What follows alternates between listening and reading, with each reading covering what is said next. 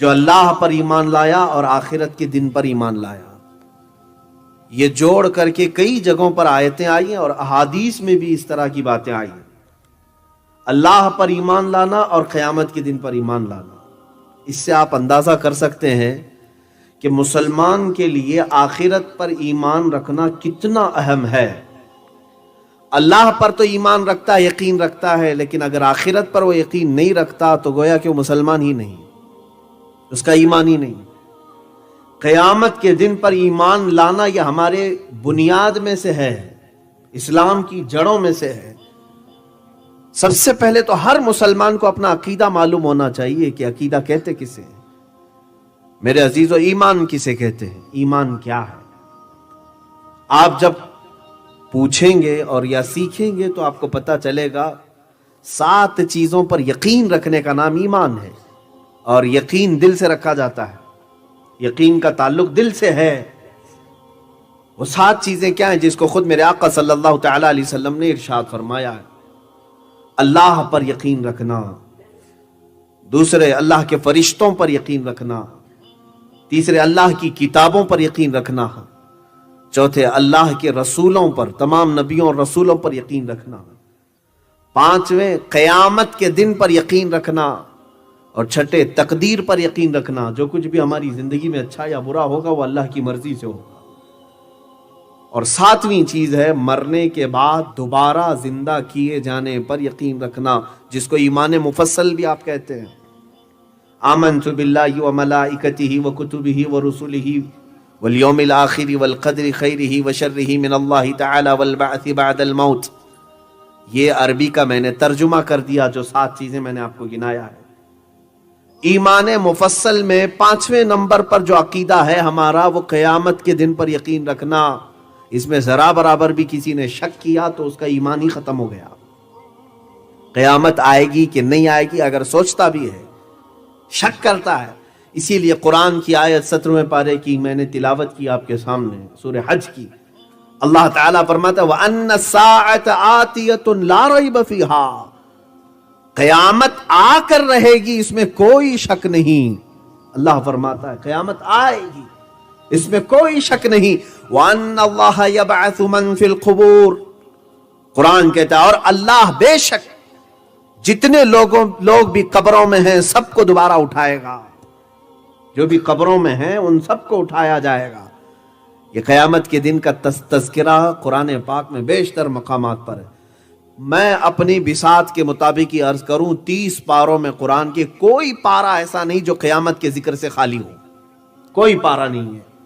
ہر پارے میں قرآن پاک میں قیامت کا ذکر ضرور آیا ہے. میرے عزیزو، مسلمان کے لیے جب یہ بتایا گیا کہ قیامت کا آنا حق ہے تو اب اس کے متعلق معلومات بھی حاصل کرنا مسلمان کا ہی فریضہ ہے. ہمیں معلوم کرنا چاہیے یہ قیامت کیا چیز ہے، کیسے آئے گی، اس کے بعد کیا ہوگا. مختصر سی باتیں بیانات میں ہم سنتے ہی رہتے ہیں، لیکن ایک بات یاد رکھیں، اللہ کے نبی صلی اللہ تعالی علیہ وسلم نے جو معاشرے میں اپنے مدینہ طیبہ میں، مکہ مکرمہ میں جو جان ڈال دی ان کے درمیان، کون سی ایسی چیز جو سب سے زیادہ ان کے دلوں کو موہ لیتی تھی؟ وہ رسول کریم صلی اللہ تعالی علیہ وسلم کی موعظت حسنہ جو آخرت پر میرے آقا بیان کرتے تھے. آخرت پر میرے آقا کے کثرت سے بیانات ہیں جس کی وجہ سے دل موم ہو جاتا تھا، نرم ہو جاتا تھا. یہاں تک کہ اگر کوئی زور سے ہنستا بھی تھا تو حضور یہ پوچھتے تو نے آخرت کی کتنی تیاری کر لی؟ آخرت کی تو نے کتنی تیاری کری؟ ہر بات کو رسول کریم صلی اللہ تعالی علیہ وسلم نے آخرت سے جوڑ کر کے رکھا ہے. یہاں تک کہ اللہ کے حبیب صلی اللہ تعالی علیہ وسلم نے آخرت کا تذکرہ اتنا فرمایا.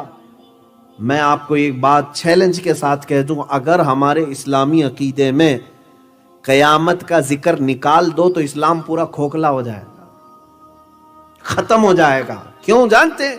ہمارا سارا دار و مدار قیامت سے جڑا ہوا ہے. آج آپ فجر کی نماز کے لیے اٹھ کر کے دوڑے دوڑے جا رہے ہیں تو آپ کو ڈر ہے کہ میرا حساب ہونے والا ہے. آپ چوری سے بچتے ہیں تو اسی بات سے کہ آپ کو ڈر ہے کہ اللہ کے ہاں حساب ہونا ہے، قیامت کا دن آنے والا ہے. ہمیں سب کو 14 صدیوں سے اسی بات کا ڈر سنایا گیا ہے کہ ایک دن آئے گا جب اللہ تعالیٰ ہر چیز کو سامنے لائے گا. جو پوری سورہ ہے زلزال، اللہ فرماتا اذا زلزلت الارض زلزالها واخرجت الارض اثقالها، جب زمین میں زلزلے آ جائیں گے اور اپنی بوجھل چیزیں سب زمین باہر نکال دے گی. یومئذ تحدث اخبارها، اور یہ وہ دن ہوگا کہ زمین اپنے اندر کی ساری چیزیں خبر دے گی باہر. جو کچھ بھی رب تبارک و تعالیٰ نے اسے امانت کے طور پر دیا. اور پھر یہ آیت میں یومئذ یصدر الناس اشتاتا، جماعت در جماعت لوگوں کو لایا جائے گا میدان میں، لیروا اعمالہم، تاکہ ان کے اعمال انہیں دکھائے جائیں. فمن یعمل مثقال ذرۃ خیرا یرہ ومن یعمل مثقال ذرۃ شرا یرہ، جو رائی کے دانے کے برابر بھی نیکی کیا ہوگا اللہ اسے وہ بھی دکھائے گا، اور جو رائی کے دانے کے برابر برائی کیا ہوگا اللہ اسے وہ بھی دکھائے گا. یہ جو ڈر ہے، یہ جو خوف ہے، اسی نے ہم سب کو سیدھا کر کے رکھا ہوا ہے. اگر قیامت کا تصور نکال دو، آخرت کا خوف نکال دو، تو پھر آدمی جو چاہے وہ کرے گا. اسی لیے میرے آقا صلی اللہ تعالی علیہ وسلم نے فرمایا اذا لم تستحی فاصنع ما شئت، جب تجھے حیا نکل جائے، اللہ سے ڈر نکل جائے، تو تو جو چاہے وہ کر لے، جو چاہے کر لے. میرے عزیزو، اسلام کا جو بنیادی عقیدہ ہے وہ آخرت کا تصور، آخرت کا خوف. کاش ہم اپنے بچوں کو پولیس، بڈھے اور بڈھیوں اور گڈیوں سے ڈرانے کی بجائے آخرت کا ڈر لگاتے. سیدنا حسن اور سیدنا امام حسین رضی اللہ تعالیٰ، بچپن کی بات ہے، دونوں میں آپس میں کچھ تکرار ہو گئی، جھگڑ پڑے، اور سیدتنا فاطمہ الزہرا رضی اللہ تعالیٰ عنہا کے پاس دونوں آئے. ابھی دونوں کی شکایت چل ہی رہی تھی. ماں نے صرف اتنا کہا کہ بیٹا میں یہ نہیں جانتی کہ تم میں سے پہل کس نے کیا، غلطی کس نے کیا، اس سے پہلے کہ قیامت کے دن اللہ تم سے روٹھ جائے ایک دوسرے کو منا لو. سبحان اللہ. یہ بچوں کی تربیت ہوتی تھی. یہ اہل بیت کا گھرانہ ہے جہاں بچوں کی تربیت میں بھی 4 سال کے 5 سال کے بچوں کو یہ ڈر سنایا جاتا تھا کہ اللہ کہیں تجھ سے روٹھ نہ جائے، اللہ ناراض نہ ہو جائے. عزیزان گرامی وقار، اسلام کا پورا مدار آخرت پر ہے. ہم یہاں جو جی رہے ہیں اسی انتظار میں تو جی رہے ہیں، ہماری اصل زندگی یہ نہیں ہے. میں یہ قیامت کی تذکرے سے پہلے آپ کو یہ بتانا چاہتا ہوں کہ قیامت ہے کیا اسلام میں. قرآن پڑھو آپ، جگہ جگہ پر اللہ تعالیٰ نے اس کے آنے کے متعلق بیانات فرمائے ہیں. رب تعالیٰ فرماتا ہے القاریعۃ ما القاریعہ وما ادراک ما القاریعہ، کھڑکا دینے والی. فاضل بریلوی رحمت اللہ علیہ نے فرمایا دل دہلا دینے والی. تو کیا جانے کہ دل دہلانے والی کیا چیز ہے.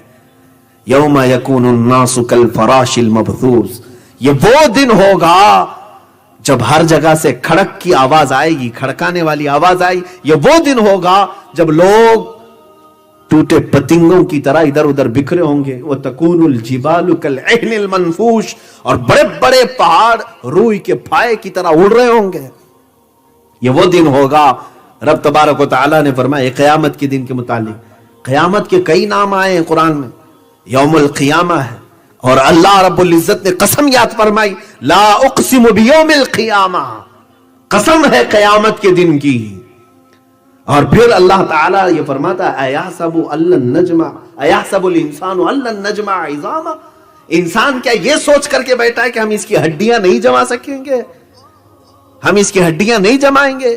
اللہ تعالیٰ فرماتا بلا قادرین علی ان نسوی بنانا، بلکہ ہم تو قادر ہیں، ہر پور کو جوڑ دیں گے، ہر ٹکڑے کو اللہ رب العزت جوڑ دے گا. یہ قیامت کے دن کے متعلق سورہ قیامہ میں بھی تذکرہ ہے. پوری سورہ کا نام قیامہ ہے. اور قرآن پاک کی ابھی میں جلد سے آپ کی طرف آؤں گا، میں اکتاہٹ میں آپ کو نہیں لے آؤں گا. اب قرآن کی آیتیں کم از کم 100 آیتیں میں تلاوت کر سکتا ہوں قیامت کے متعلق. اتنا تذکرہ ہے قرآن پاک میں قیامت کے متعلق.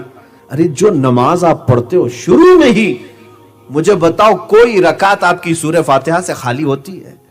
آپ سب سے پہلے اپنے رب کی حمد بیان کرتے ہیں، الحمدللہ رب العالمین الرحمن الرحیم. تمام تعریفیں اس اللہ کے لیے جو سارے جہانوں کو پالنے والا ہے، رحمان ہے، رحیم ہے. اس کے بعد سیدھے جس کا تذکرہ آتا ہے وہ مالک یوم الدین، قیامت کے دن کا مالک، یوم جزا کا مالک، قیامت کا ہی تذکرہ آ گیا۔ اللہ کی صفت بیان کرنے میں، اللہ کی تعریف بیان کرنے میں بھی سب سے پہلی چیز کیا آئی؟ مالک یوم الدین، وہ قیامت کے دن کا مالک ہے، روز جزا کا مالک ہے۔ عزیزان گرامی اوقات، وہاں پر اللہ انسانوں کا بھی مالک ہے، زمین کا مالک ہے، آسمانوں کا مالک ہے، وہ ساری کائنات کا مالک ہے، لیکن رب نے تذکرہ کس کا فرمایا؟ یوم الدین، وہ روز جزا کا مالک ہے۔ اس لیے کہ یہ کوئی بہت ہی بڑی چیز ہوگی تبھی تو اس کا تذکرہ آیا ہے، مالک یوم الدین۔ اس کے علاوہ آپ دیکھیں بادشاہت کا ذکر جہاں جہاں بھی آئے گا، دنیا کی بادشاہت یہ چند سالوں کی ہو سکتی ہے، چند دنوں کی ہو سکتی ہے، لیکن قیامت کے دن کے متعلق قرآن میں ہے وہ یوم محشر ہوگا جب رب تبارک و تعالی ندا دے گا بندوں کو، لمن الملک اليوم، آج کے دن کی بادشاہت کس کی ہے؟ بتاؤ لوگوں کو، آج کے دن کس کی بادشاہت ہے؟ پھر رب تعالی خود ہی جواب دیتا ہے، للہ الواحد القہار، ایک قہر کرنے والے خدا کی آج بادشاہت ہے، سخت پکڑ کرنے والے خدا کی آج بادشاہت ہے۔ اور اس دن اللہ تعالیٰ کی طرف سے پکارا جائے گا، این الجبارون، کہاں ہے وہ جو گھمنڈ میں اکڑ کر کے چلتے تھے؟ آ جائیں۔ کہاں ہے وہ جو دنیا میں سینہ تان کر کے بادشاہ بنتے تھے؟ آ جائیں۔ میرے عزیزو، ایک دن تو ہے جو روز جزا جس کو کہیں، میں نام گنا دوں اگر قیامت کے، سن لے، یوم الدین اس کو کہا گیا، یوم القیامہ ہے، یوم النشور ہے، یوم البعث ہے، اور یوم التناد ہے، یہ سب قیامت کے نام ہیں۔ اور اللہ تبارک و تعالیٰ نے اس کے تذکرے جو فرمائے الگ الگ انداز میں ہیں۔ وہ ایک سخت دن ہے، سخت دن ہے، اور ایسا سخت دن ہے جس کے متعلق قرآن میں اللہ نے یہ بھی فرمایا کہ اس کا ایک دن 50,000 سال کے برابر کا ہے، 50,000 سنۃ مما تعدون، جس کو تم گنتی کرتے ہو، یہ بھی قرآن میں آئی، 50,000 سال کے برابر کا ایک دن ہوگا۔ کوئی ضرورت نہیں ہے جلد بازی کی، تم حساب دیتے کھڑے رہ جاؤ، کھڑے رہ جاؤ۔ میرے عزیزوں، اندازہ کرو، 50,000 سال کہہ رہا ہوں میں۔ ابھی یہ دنیا کا اگر کیلکولیشن کریں تو بعض محدثین ہیں آج بھی جنہوں نے کیلکولیشن کر کے اپنے تخمینے سے بتایا ہے آدم علیہ السلام سے لے کر اب تک 7,000 سال نہیں ہوئے۔ سیدنا آدم علیہ السلام سے لے کر اب تک کے جو ایام ہیں 7,000 سال نہیں ہوئی۔ یہ سائنٹسٹ کہتے ہیں 1,00,000 سال 2,00,000 سال، اٹکل پچھو مارو، کون پوچھنے والا ہے؟ ہاں، اسی طرح سے اب بھائی میں زمین میں یہاں گاڑ دیا کھمبا اور کہا یہ پوری دنیا کا سینٹر ہے، کون ناپنے والا ہے؟ اس طرح سے بہت سارے اٹکل پچھو تو مارے جاتے ہیں۔ ہاں، لیکن یہ ہے کہ کچھ باتیں ایسی ہیں جو علم غیب سے تعلق رکھتی ہیں، اور ہمارا عقیدہ ہے وہ باتیں صرف انبیاء ہی کر سکتے ہیں جو غیب سے تعلق رکھتی ہیں۔ اس کو سائنس بھی مانتا ہے، میٹا فزکس اس کو کہتے ہیں، ما بعد الطبعیات۔ اور ایک ہے میٹیریل ورلڈ جس کو آپ محسوس کر سکتے ہو، تو سائنس صرف میٹیریل ورلڈ کی بات کرتا ہے، جو پکڑ کے معلوم کر سکتے ہیں، دیکھ کے معلوم کر سکتے ہیں، محسوس کے معلوم کر سکتے ہیں، میٹیریل ورلڈ ہے۔ اور جو میٹا فزکس ہے اس کے بارے میں تو ایسے شخص کی ضرورت ہے جو بغیر دیکھے بتا سکتا ہو، اور وہ اللہ کے انبیاء ہیں۔ عزیزان گرامی اوقات، اسی طرح سے میں اب جو بات عرض کر رہا تھا وہ یہ ہے کہ 7,000 سال، چلو میں بھی اس کو یقینی بات نہیں کہتا، یہ تخمینہ ہے، لیکن جو قیامت کے دن کا کیلکولیشن بتایا گیا وہ اتنا لمبا ہے کہ 50,000 سال کے برابر کا۔ تم کھڑے رہو، سب کا حساب ہوگا۔ اور رب تبارک و تعالی نے وہاں کے متعلق فرمایا، یوم یفر المرء من اخیہ وامہ وابیہ وصاحبتہ وبنیہ، یہ وہ دن ہوگا جب ماں اپنے بیٹے سے بھاگ رہی ہوگی۔ یوم یفر المرء من اخیہ، آدمی اپنے بھائی سے بھاگ رہا ہوگا، ماں اپنے بیٹے سے، دوست اپنے دوست سے جان چھڑا کے بھاگ رہا ہوگا، تب بھاگ رہے ہوں گے۔ اور اللہ تعالیٰ قیامت کے دن کا ہی تذکرہ فرماتا، الاخلاء یومئذ بعضهم لبعض عدو، سارے دوست سارے خلیل اس دن دشمن ہو چکے ہوں گے، ایک دوسرے کو کوئی منہ نہیں ملانا چاہتا، سب اپنے اپنے حال میں ہیں، الا المتقین، ہاں پرہیزگار آپس میں اس وقت بھی دوست ہوں گے۔ سبحان اللہ۔ اولیاء کاملین کا معاملہ الگ ہے، یہ قیامت کے دن کے متعلق رب تعالیٰ فرماتا ہے وہاں سب بکھرے ہوئے ہوں گے، ایک دوسرے کو کسی کی فکر نہیں، اپنی پڑی ہے سب کو، ماں اپنے بیٹے کو نہیں دیکھنا چاہتی ہی۔ یہی تذکرہ قرآن پاک میں چند آیتیں برکت کے لیے تلاوت کروں اور پھر جو مجھے حکم ہوا ہے اس بات پر میں عرض کروں گا۔ قیامت کے متعلق رب تبارک و تعالیٰ نے یہ فرمایا کہ سارے ایک دوسرے کے دشمن ہو جائیں گے سوائے متقین کے، اور پھر کیسے آئیں گے وہاں پر؟ سورہ کہف میں رب تعالیٰ نے فرمایا وَعُرِضُوا عَلَىٰ رَبِّكَ إِلَىٰ رَبِّكَ صَفًّا لَقَدْ جِئْتُمُونَا كَمَا خَلَقْنَاكُمْ أَوَّلَ مَرَّةٍ، تم صف در صف لائے جاؤ گے، صف در صف لائے جاؤ گے، اور اللہ تعالیٰ فرماتا جیسے ہم نے تم کو پہلے پیدا کیا تو ویسے ہی اٹھائے جاؤ گے، بغیر لباس کے آؤ گے، قیامت کے دن بغیر لباس کے اٹھائے جائیں گے۔ اس کے متعلق حدیث میں حضرت ماں عائشہ صدیقہ رضی اللہ تعالیٰ عنہا نے پوچھا بھی تھا، اے اللہ کے نبی صلی اللہ تعالیٰ علیہ وسلم بغیر لباس کے ہوں گے؟ کیا اس کا معنی ہے؟ کیا ایک دوسرے کی طرف لوگ دیکھ رہے ہوں گے؟ حضور پاک صلی اللہ تعالیٰ علیہ وسلم نے ارشاد فرمایا عائشہ وہاں لوگوں کو اس کا خیال ہی نہیں ہوگا کہ کون کس حالت میں ہے، کیونکہ اپنے اوپر جو پڑی ہوئی ہے وہ کہاں کس کا جسم دیکھ رہا ہے۔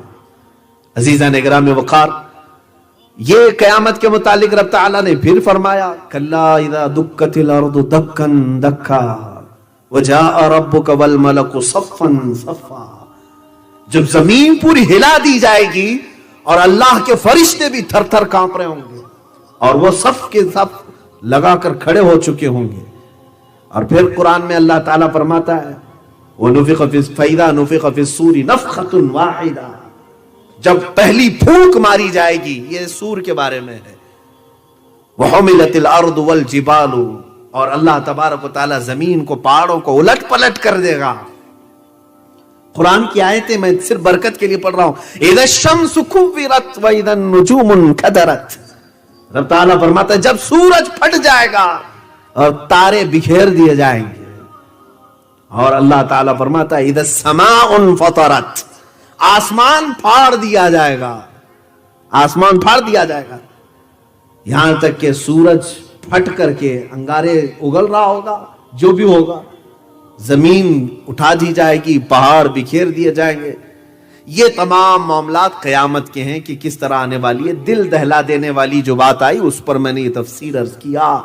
قرآن پاک میں اللہ نے فرمایا القاریعۃ ما القاریعہ، وہ دل دہلا دینے والی ہے، تم کیا جانو کہ دل دہلانے والی کیا چیز ہے۔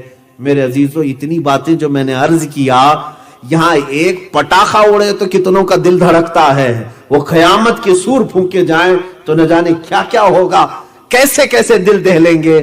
ہاں، دل ہی نہیں دہلیں گے۔ سنو، اور قرآن کہتا ہے یوم ترونها تذهل كل مرضعة عما ارضعت وتضع كل ذات حمل حملها وترى الناس سكارى وما هم بسكارى۔ قرآن میں اللہ تعالیٰ فرماتا ہے یہ وہ دن ہوگا جب تم دیکھو گے حاملہ عورتوں کے بچے باہر نکل آئیں گے۔ قیامت کے دن کے متعلق وَتَضَعُ كُلُّ ذَاتِ حَمْلٍ حَمْلَهَا، اپنا حمل باہر نکال دے گی عورت، ڈر کے مارے بچے باہر نکل چکے ہوں گے۔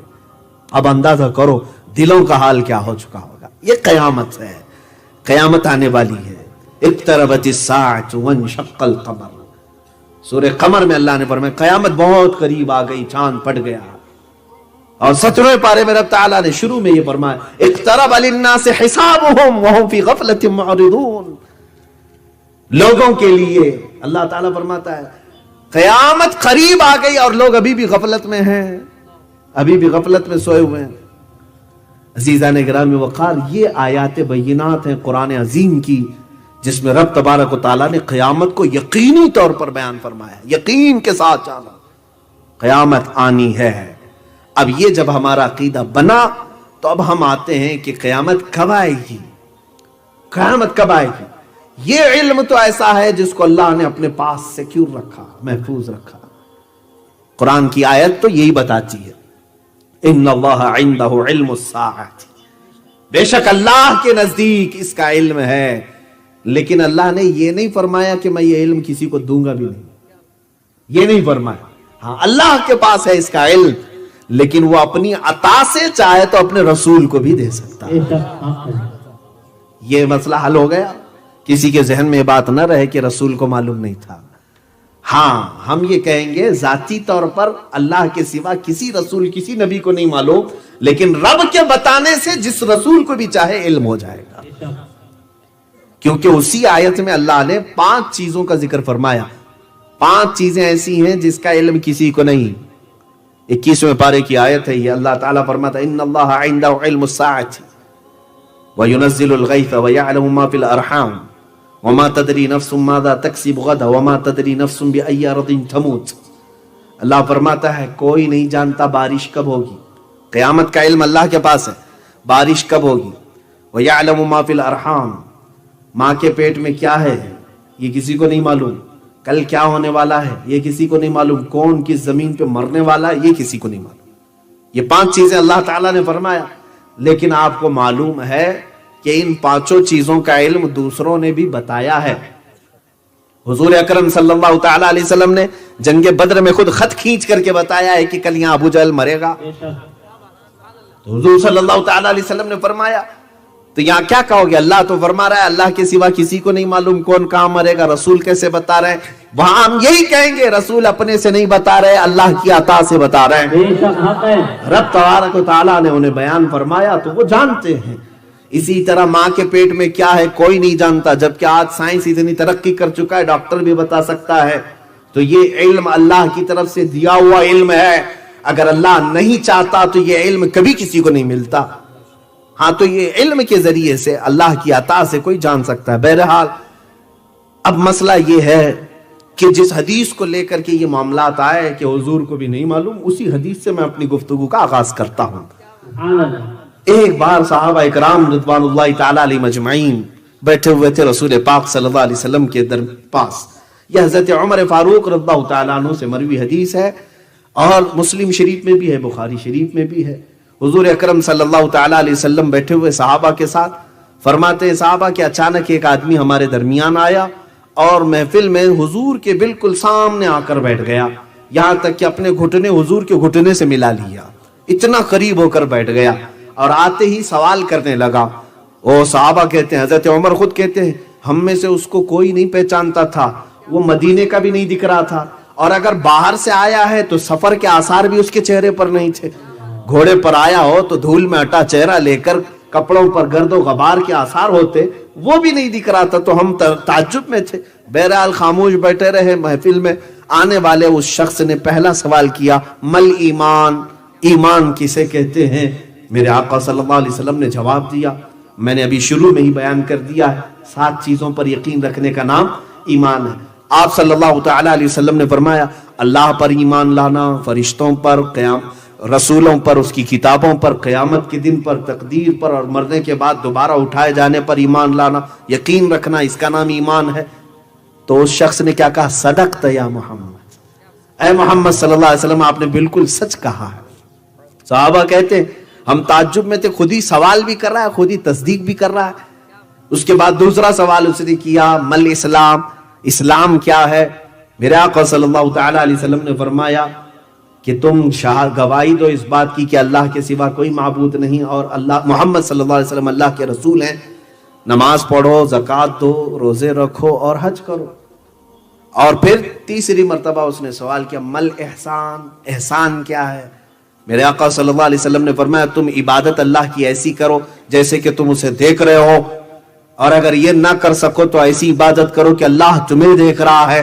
اس تصور کے ساتھ عبادت کرو. یہاں عبادت کا ذکر ہے، نماز کا نہیں. ہر عبادت میں یہ خیال ہونا چاہیے، ہر عبادت میں کہ اللہ مجھے دیکھ رہا ہے.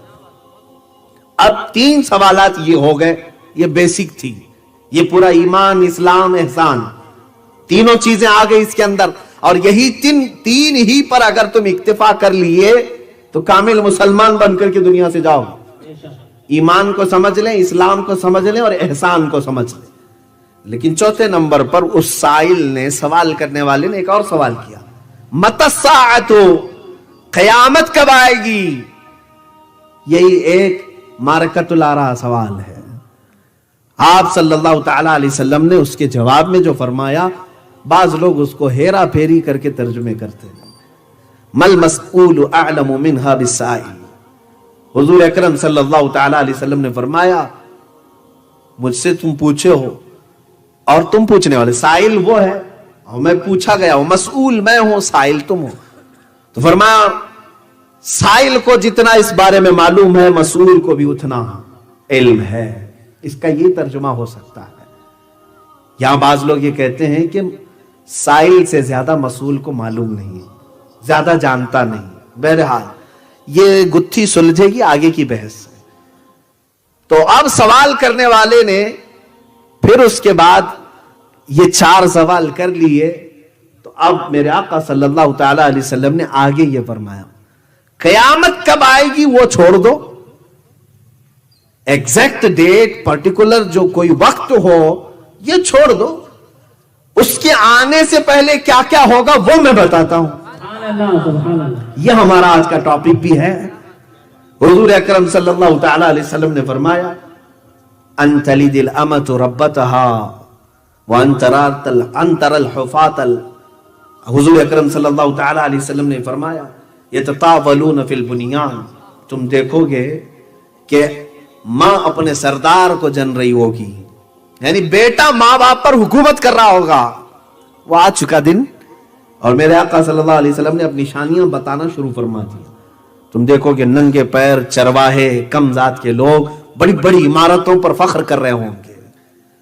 اب یہ اتنی علامتیں بیان کر دی حضور اکرم صلی اللہ تعالی علیہ وسلم نے. اب مختلف جگہوں پر مختلف احادیث میں بہت ساری علامات ہیں، یہاں تک کہ امام حماد رحمت اللہ تعالی علیہ نے پوری کتاب الفتن لکھ دی ہے اس پر.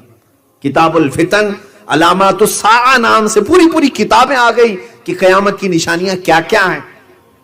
پڑھتے جائیں تو ایک پورا کا پورا باب ہے یہ. اور خود بخاری اور مسلم میں اتنی حدیثیں ہیں کہ قیامت آنے سے پہلے کیا کیا ہوگا. ہم اس کو 2 قسموں میں تقسیم کرتے ہیں. کچھ چھوٹی نشانیاں ہیں، کچھ بڑی نشانیاں ہیں. علامات الصغرا، علامات الکبرا. قیامت کے آنے سے پہلے کچھ چھوٹی نشانیاں ہیں، کچھ بڑی نشانیاں ہیں. چھوٹی نشانیاں تقریباً آج تک، ابھی جو میں بیٹھا ہوں اس دن تک میں سمجھتا ہوں پوری ہو چکی جو رسول کریم صلی اللہ تعالی علیہ وسلم نے فرمایا. اور ان میں سے بعض ہو سکتا ہے ہو رہی ہوں، میں اپنے علم کے مطابق عرض کر رہا ہوں. اب سنیں، یہاں میں پہلے یہ گتھی سلجھا کر کے آگے اس بحث کی طرف آ جاتا ہوں. یہاں پر کچھ لوگ ترجمے میں ڈنڈی مارتے ہیں کہ رسول کو قیامت کا علم نہیں تھا. دیکھو حضور نے نہیں بتایا، یہ سوالات ہو گئے اور وہ شخص جو آیا تھا وہ اٹھ کر کے چلا گیا. حضرت عمر پریشان تھے، باہر جا کر کے دیکھے وہ نہیں نظر آیا. حضور صلی اللہ تعالی علیہ وسلم سے پوچھا کہ کون ہے؟ میرے آقا صلی اللہ تعالی علیہ وسلم نے فرمایا اتاکم جبریل یعلمکم دینکم. وہ جبرائیل تھے جو تمہیں تمہارا دین سکھانے آئے تھے. حضرت جبرائیل علیہ السلام سوال کر رہے تھے، میرے آقا صلی اللہ علیہ وسلم جواب دے رہے تھے. تو محفل میں بیٹھے ہوئے صحابہ کو دین کا علم دینا تھا، اس لیے جبرائیل آئے. اب میں یہاں پر ایک بات عرض کرتا ہوں، جس کو قیامت کا علم نہیں ہے تمہارے نزدیک، میں آپ کو مخاطب کر کے نہیں کہہ رہا ہوں، ان لوگوں کو جو میرے آقا صلی اللہ تعالی علیہ وسلم کو پیٹ پیچھے کا علم بھی نہیں مانتے، معاذ اللہ دیوار کے پیچھے کا علم نہیں مانتے، میں ان سے یہ کہتا ہوں جو رسول قیامت کب آئے گی یہ نہیں جانتے لیکن آنے سے پہلے کی ساری علامتیں جانتے ہیں. 100 سال بعد کیا ہوگا وہ بھی بتا رہے ہیں، 400 سال بعد کا بھی بتا رہے ہیں، 500 سال کا بھی بتا رہے ہیں، 1400 سال کے بعد کا بھی بتا رہے ہیں. جو رسول کریم صلی اللہ تعالی علیہ وسلم ہر 100 سال بعد ہونے والی بات بتا رہے ہیں، وہ قیامت کا علم کیوں نہیں جانتے؟ تو پھر اگر وہ ہم سے سوال کرتے ہیں کہ اگر جانتے تھے تو کیوں نہیں بتایا؟ اے نادان سن، اللہ اس کے رسول کے کچھ راز ہیں جو عوام کے لیے نہیں ہے. تم قرآن بھی اٹھا دو، ہر آیت کا ترجمہ تمہیں بھی نہیں معلوم، کسی مفسر کو بھی نہیں معلوم. میں چیلنج کے ساتھ کہتا ہوں، آؤ قرآن لے کر کے کاف ہا یا عین صاد کا ترجمہ کیا ہے مجھے بتا دو، ہا میم عین سین قاف کا ترجمہ مجھے بتا دو، الف لام میم کا ترجمہ بتا دو. ان کے ترجمے تمہیں آج تک نہیں معلوم ہو سکے. سارے مفسرین کا اتفاق اس بات پر ہے کہ یہ حروف مقطعات اللہ اور اس کے رسول کے راز ہیں. اللہ اس کے رسول کے راز ہیں. اسی طرح قیامت کا علم بھی اللہ اس کے رسول کا راز ہے. قوم کو یہ بتانے کی ضرورت نہیں کون سے دن آئے گا، قوم کو یہ بتانے کی ضرورت ہے کہ آنے سے پہلے کیا کیا ہوگا. یہ بہت اہم ہے، یہ بہت اہم ہے. عزیزان گرامی وقار، میں آپ کو بتاتا ہوں میرے آقا صلی اللہ علیہ وسلم نے امت کی کتنی بڑی رہنمائی فرمائی، رہبری فرمائی. میں ناندیڑ شہر میں بیٹھا ہوں. اب یہاں سے مجھے نکل کر کے جانا تھا اورنگ آباد، اور آپ نے مجھے بتایا یہاں سے بیٹھنے کے بعد کہ اورنگ آباد آ جائے گا، فلاں وقت پر آ جائے گا، 2 گھنٹے میں آ جائے گا، 4 گھنٹے میں آ جائے گا. آپ نے بتا دیا 4 گھنٹے کے بعد آپ کا شہر آ جائے گا. میں بیٹھا رہا 4 گھنٹے کا انتظار کرتے کرتے. گھڑی آگے بھی ہو سکتی، پیچھے بھی ہو سکتی ہے، میرا کچھ بھی ہو سکتا ہے. اور اچانک اورنگ آباد آیا، مجھے خبر ہی نہیں پڑی. لیکن بتانے والا اگر یہ کہتا اورنگ آباد آنے سے پہلے جو ہے فلاں شہر آتا ہے، اس سے پہلے ایک اور گاؤں آتا ہے، اس سے پہلے کچھ بلڈنگیں دکھتی ہیں، پھر جھاڑ دکھتے ہیں، پھر پہاڑ دکھتے ہیں، جو کچھ بھی ہے، تو میں ہر ایک چیز کو دیکھتے دیکھتے الرٹ ہوتا چلا جاتا اور اپنے شہر کی میں تیاری کر رہا ہوتا. میرے آقا صلی اللہ علیہ وسلم نے ڈائریکٹ قیامت نہیں بتائی، علامات بتائی تاکہ ہر مومن اس قیامت کی تیاری کر سکے.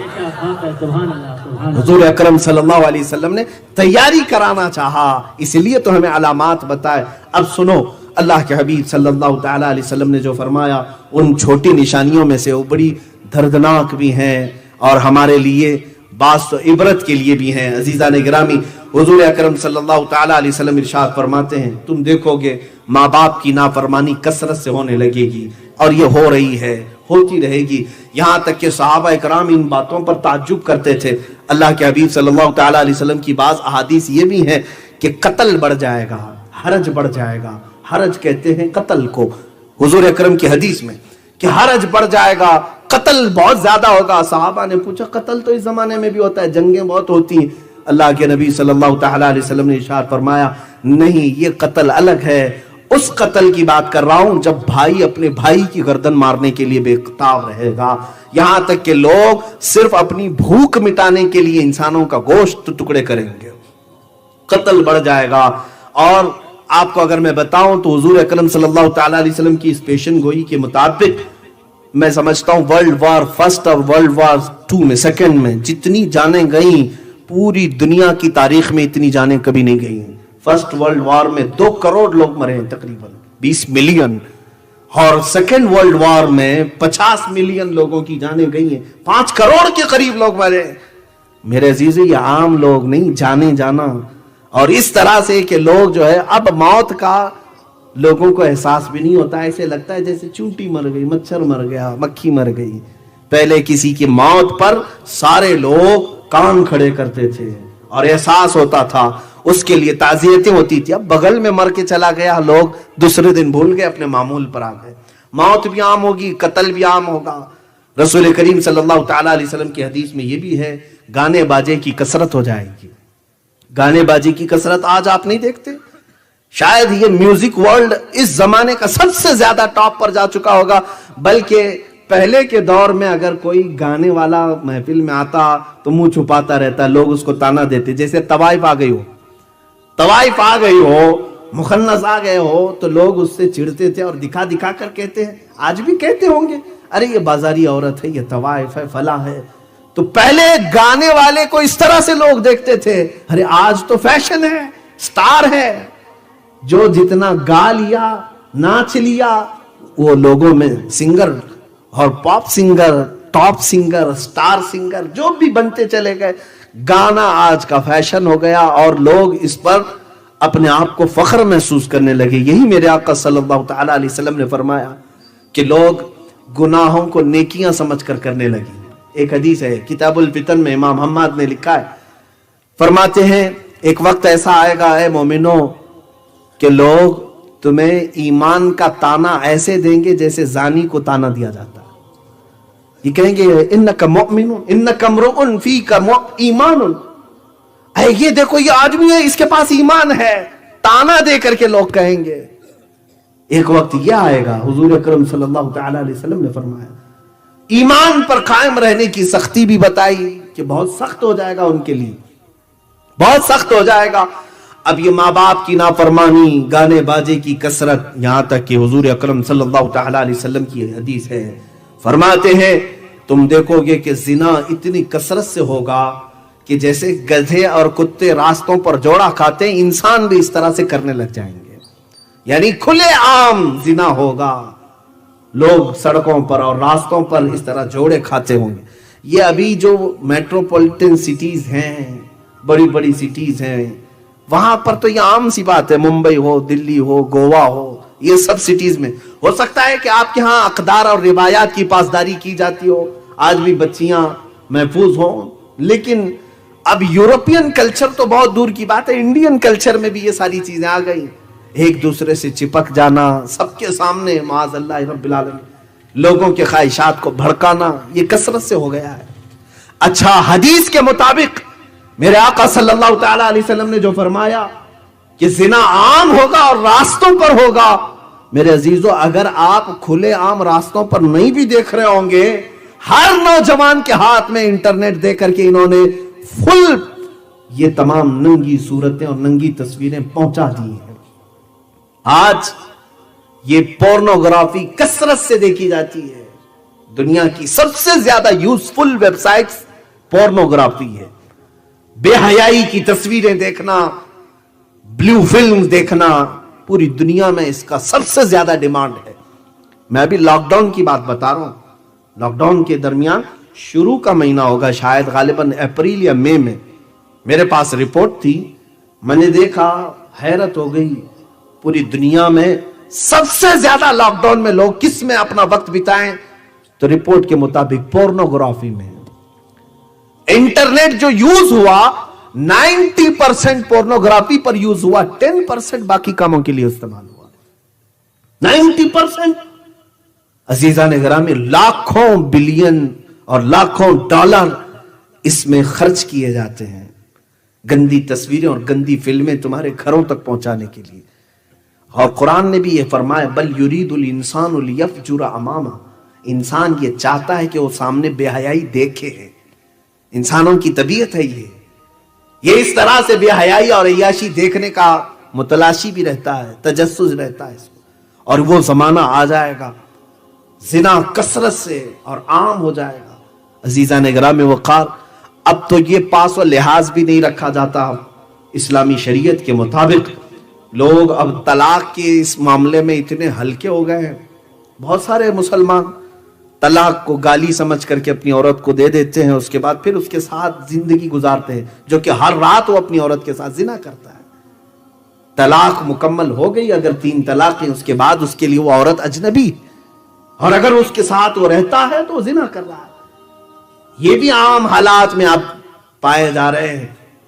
اور تو اور میرے عزیزوں، مجھے حیرت اس بات کی ہوئی، انگلینڈ سے ایک صاحب تھے، انہوں نے کہا کہ یہاں ہمارے لڑکا یا لڑکی 16 سال کے ہو گئے، 17 سال کے ہو گئے، اور اگر ان کا بوائے فرینڈ اور گرل فرینڈ نہ ہو تو اس کو فزیشین کے پاس دکھانے کے لیے لے جاتے ہیں کہ چیک کرو اس کو کوئی تکلیف تو نہیں، اب تک اس کا بوائے فرینڈ نہیں ہے، اب تک اس کی کوئی گرل فرینڈ نہیں ہے، اس کو ایسا سمجھتے ہیں زندگی کی ضروریات ہیں۔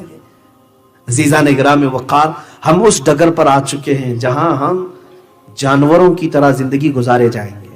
اور حضور اکرم صلی اللہ تعالی علیہ وسلم مدینہ طیبہ میں بیٹھ کر کے ارشاد فرما رہے ہیں کاسیات عاریات، حضور فرماتے ہیں میں دیکھ رہا ہوں وہ عورتیں جو کپڑا پہن کر کے بھی ننگی ہوں گی، کپڑے پہنے ہوں گی لیکن ننگی ہوں گی۔ کیا مطلب؟ ایسے کپڑے تنگ و چست کپڑے کہ جس میں ان کا پورا فگر دکھ رہا ہو۔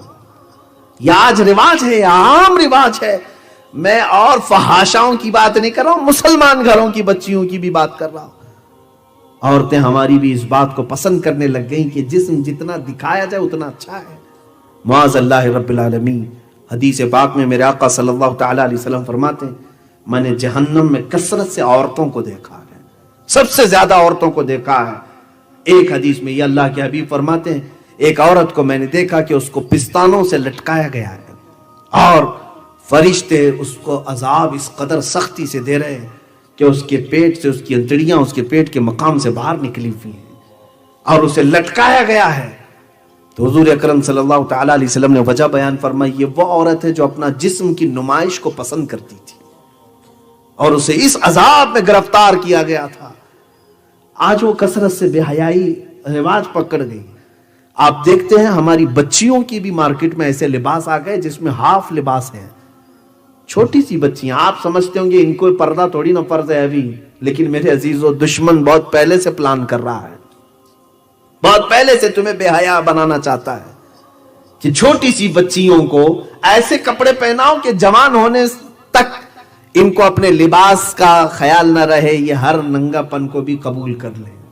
ہم نے اپنی بچیوں کو بھی پہنانا شروع کر دیا. مارکیٹ میں جائیں تو بچیوں کے فل کپڑے پوچھیں تو لوگ ہنستے ہیں، ارے ان کو بھی کیا آپ برقع پہنائیں گے؟ نہیں میرے عزیزو، میں اگر اپنی بچی کے لیے پوچھتا ہوں کہ فل سلیوز کا کوئی لباس ہو تو دے دو. چھوٹی سی بچی 4 سال کی 5 سال، مولوی صاحب اس میں ہوتا کیا ہے، آپ ابھی سے بچی پر پابندی لگا رہے ہیں. ہمیں کہتے ہیں بیٹا 4 سال میں اگرچہ اس پر پردہ فرض نہیں، لیکن اسے آدھا ننگا رکھ کر کے میں 20 سال والی عادت ابھی سے ڈالوں. 20 سال میں یہ بچی وہی کرے گی جو بچپن میں کرتی تھی. آپ دیکھیں جس کو جیسے کپڑے پہننے کی عادت ہے ویسے پہنتا رہے گا. آپ پینٹ پہنتے ہیں، اچانک چڈی پہنو بولو، شرم آئے گی، تھوڑا جھجک محسوس ہوگی، آدمی کا ضمیر نہیں گوارا کرتا. اسی طرح جو ہماری اسلامی بچیاں فل لباس پہنتی ہیں، اچانک ان کو کہہ دو کہ ہاف لباس میں آ جائیں، وہ شرم محسوس کریں گی. دشمنوں نے یہ باضابطہ میں نے پڑھا تھا، ایک حاخام یہودی حکیم ہے، 150 سال پہلے اس نے یہودیوں کو جمع کر کے کہا تھا یہ مسلمان بچیاں آوارہ ہوتی نہیں ہیں جلدی، اس لیے کہ ان کے گھروں کا ماحول ایسا ہوتا ہے، کیا کیا جائے؟ تو اس نے کہا چھوٹی بچیوں کے ہی لباس ان کے آدھے آدھے بناؤ تاکہ بچپن سے ان کو رواج ملے. عزیزہ نگران وقار، انجانے میں ہم کسی سازش کے بھی شکار ہو جاتے ہیں اور کچھ تو ہم جان بوجھ کر کے بھی کرتے ہیں. خیر، حدیث پاک میں رسول کریم صلی اللہ تعالی علیہ وسلم نے فرمایا حرج بڑھ جائے گا، گانے باجے کی کثرت ہوگی، زنا عام ہوگا، ساتھ ہی ایک اور بڑی بیماری کا تذکرہ اللہ کے نبی صلی اللہ علیہ وسلم نے فرمایا. وہ بڑی بیماری حضور اکرم صلی اللہ تعالی علیہ وسلم فرماتے ہیں لواطت اور سحاق عام ہوگا. یہ کیا ہے؟ ہوموسیکسولیٹی. مرد مرد سے اپنی خواہش پوری کرے گا، عورت عورت سے اپنی خواہش پوری کرے. LGBT نام سے اب کمیونٹیز بنائی گئی ہیں، دنیا اب ان کے حقوق کا مطالبہ کر رہی ہے. گےازم، ارے انڈیا میں گورنمنٹ میں، یہاں پر ہماری پارلیمنٹ میں قانون پاس کر لیا گیا کہ مرد مرد سے شادی کر سکتا ہے، اس کو کوئی نہ روکے.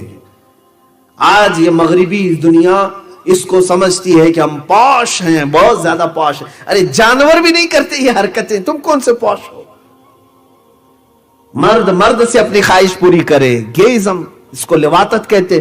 قرآن پاک میں سب سے دردناک عذاب کا جو تذکرہ آیا ہے وہ قوم لوط پر ہے. حضرت لوط علیہ السلام کی قوم جو یہ کام کرتی تھی. اَإِنَّكُمْ لَتَأْتُونَ الرِّجَالَ شَهْوَةً مِّن دُونِ النِّسَاءِ. اللہ فرماتا ہے اے لوگو، کیا تم عورتوں کی بجائے مردوں سے اپنی خواہش پوری کرتے ہو؟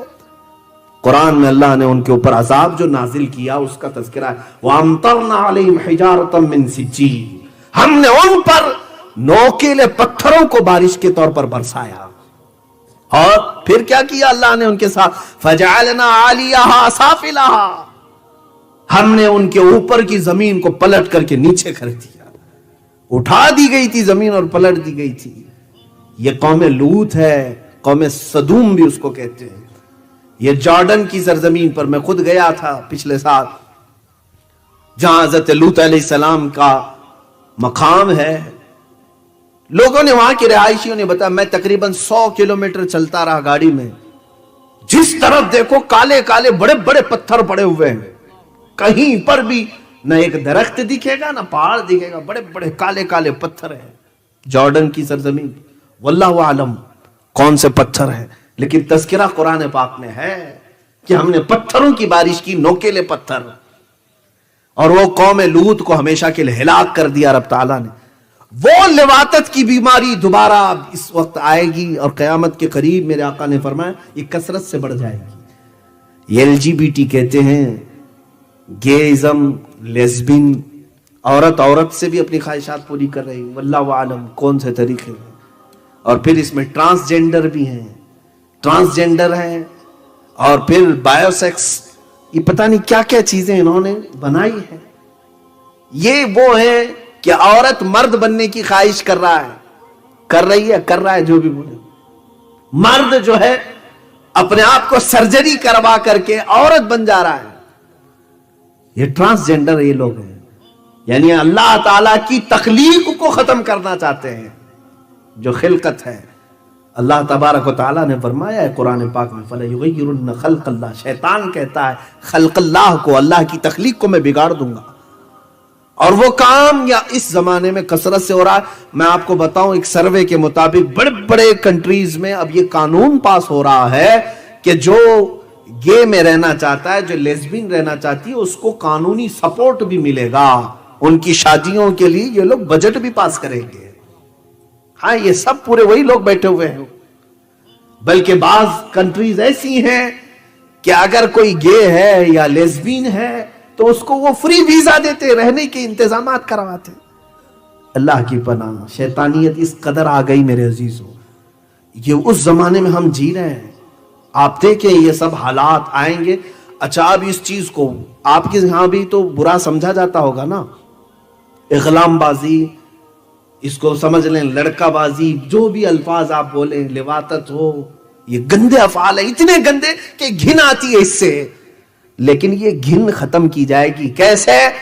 बड़े बड़े फिल्म स्टार इसका प्रमोट करने के लिए आएंगे और वो स्क्रीन पर आकर के कहेंगे कि मैं गे हूं, और ये कोई डरने की बात नहीं है, ये अच्छी चीज है, उनका भी हक होता है, और ये अपने अपनी जात की बात है। ये सब दलीलें ला करके माइंड सेट किया जा रहा है। ऑलरेडी मैं देख रहा हूं कई दिनों से लोगों का माइंड सेट किया जा रहा है इस चीज को लेकर।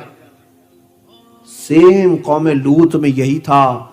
अल्लाह ने उस पूरी कौम पर अजाब क्यों नाजिल किया जानते हैं? वो मर्द तो मर्दों के साथ बुराई में मुलविस थे ही, लेकिन उनकी जो औरतें थी वो खुद अपने मर्दों के लिए मर्द ढूंढ कर लाती थी। ये भी तस्करा है। वो औरतें भी बड़ी उस वक्त भयानक गुनाह में मुब्तला थी। अज़ीज़ान गिरामी वक़ार, ये तमाम चीजें क़यामत के करीब आने वाली निशानियों में अल्लाह के नबी सल्लल्लाहु तआला अलैहि वसल्लम ने बयान फरमाया। अब और जो निशानियां, ये छोटी निशानियों का ही तस्करा मैं कर रहा हूं। शराब को बहुत ज्यादा आम किया जाएगा, वो है भी। नौजवान बच्चे भी आज बियर के नाम पर, फ्रूट बियर के नाम पर पीने लग गए। शराबी है, नाम बदले जाएंगे, तुम्हारे हाथ में कासा पकड़ा दिया जाएगा। नाम अलग अलग है इनके, व्हाइट वाटर, क्रेजी वाटर नाम दिए जा रहे हैं शराब को। वाइन है, सीधे शराब कहेंगे तो बुरा लगेगा, नाम बदल करके नौजवानों को दो तो फैशन लगेगा। अजीजा ने गिरामी वक़ार, आज हमारे बच्चे इस नशा में भी कसरत से मुब्तला हो गए। सच फरमाया मेरे आका सल्लल्लाहु तआला अलैहि वसल्लम कि कोई घर फितने से खाली नहीं रहेगा। ये सब फितने घरों में दाखिल हो जाएंगे। ये चीजें ऐसी हैं जो बहुत सालों से चल रही हैं और अब फिर भी अभी तक चल रही हैं, और ये और बढ़ती चली जाएंगी। अब सुनो, हुजूर अकरम सल्लल्लाहु तआला अलैहि वसल्लम फरमाते हैं, एक जमाना तुम पर ऐसा आएगा कि तुम रात में सोओगे, सुबह काफिर उठोगे, सुबह मोमिन होगे। युस्बिहु मुमिनन व युमसी काफिरा, सुबह ईमान की हालत में उठे होंगे और शाम तक काफिर हो चुके होंगे। ये कैसे मुमकिन है? एक ही दिन में? हाँ मुमकिन है। आज यही हो रहा है। कब किसका ईमान निकल जाए किसी को पता नहीं है। मेरे अजीजों, दुनिया ने आज ऐसे ऐसे आलात हमारे सामने रखे हैं, अगर आप एक्सेप्ट कर लें उस चीज को तो ईमान निकल जाएगा। कई फिल्मी गाने ऐसे हैं जिनको हमारे बच्चे धुन में गाते रहते हैं, उन्हें पता ही नहीं है उसमें कुफरिया कलमात हैं, शिरकिया नगमे हैं। अगर तुम्हारी जुबान ने उसका इकरार कर लिया तो ईमान रुखसत हो चुका है, ईमान जा चुका है। हमारे छोटे से बच्चों को स्कूल भेज रहे हैं, हम स्कूल में देखने तक नहीं जाते कि हमारा बच्चा क्या कर रहा है। कल ही मुझे एक बच्ची ने मैसेज करके ये बात पूछी थी कि मैं एक स्कूल की टीचर हूं, यहां पर मामला ऐसे ऐसे हैं। मैं तफसील में नहीं जा रहा हूं। बच्चा आता है, बहुत सारे मुसलमान बच्चे हैं, आते हैं, खड़े होते हैं प्रेयर में। उस वक्त वो कहते हैं जीसस इज द गॉड मौज़ल्लाह रब्बिल आलमीन। वो वहां से उनका अकीदा ही खत्म कर दिया जाता है। اب یہاں سے بہت ساری جگہوں پر ہم بچوں کی خبر بھی نہیں لیتے، شام تک تو کافر بن کر کے نکلے ہوتے۔ میرے آقا صلی اللہ تعالی علیہ وسلم نے سچ فرمایا، کل مولود یولد علی الفطرہ وابواہ یحودانہ او یمجسانہ او ینصرانہ، او کما قال رسول اللہ صلی اللہ علیہ وسلم، ہر پیدا ہونے والا بچہ اسلام کی فطرت پہ پیدا ہوتا ہے، مسلمان پیدا ہوتا ہے، اس کے ماں باپ اس کو یہودی بناتے ہیں، عیسائی بناتے ہیں، یا آگ کا پجاری بناتے ہیں، بچے کو اس کے ماں باپ بناتے ہیں۔ یہ ہم نے آج دیکھا ہے، ماں باپ ہی تو ڈال رہے ہیں ایسی جگہوں پر جہاں وہ ایمان اپنا بیچ کر کے آ چکا ہوتا ہے، اسے بھی خبر نہیں، ماں باپ کو بھی خبر نہیں، ایمان رخصت ہو چکا ہوتا ہے۔ عزیزان گرامی اوقات، قیامت کے آنے سے پہلے اور جو علامات ہیں، یہ سب چیزیں تو آپ دیکھ ہی رہے ہیں، یہ کوئی نئی باتیں نہیں تقریباً ہو رہی۔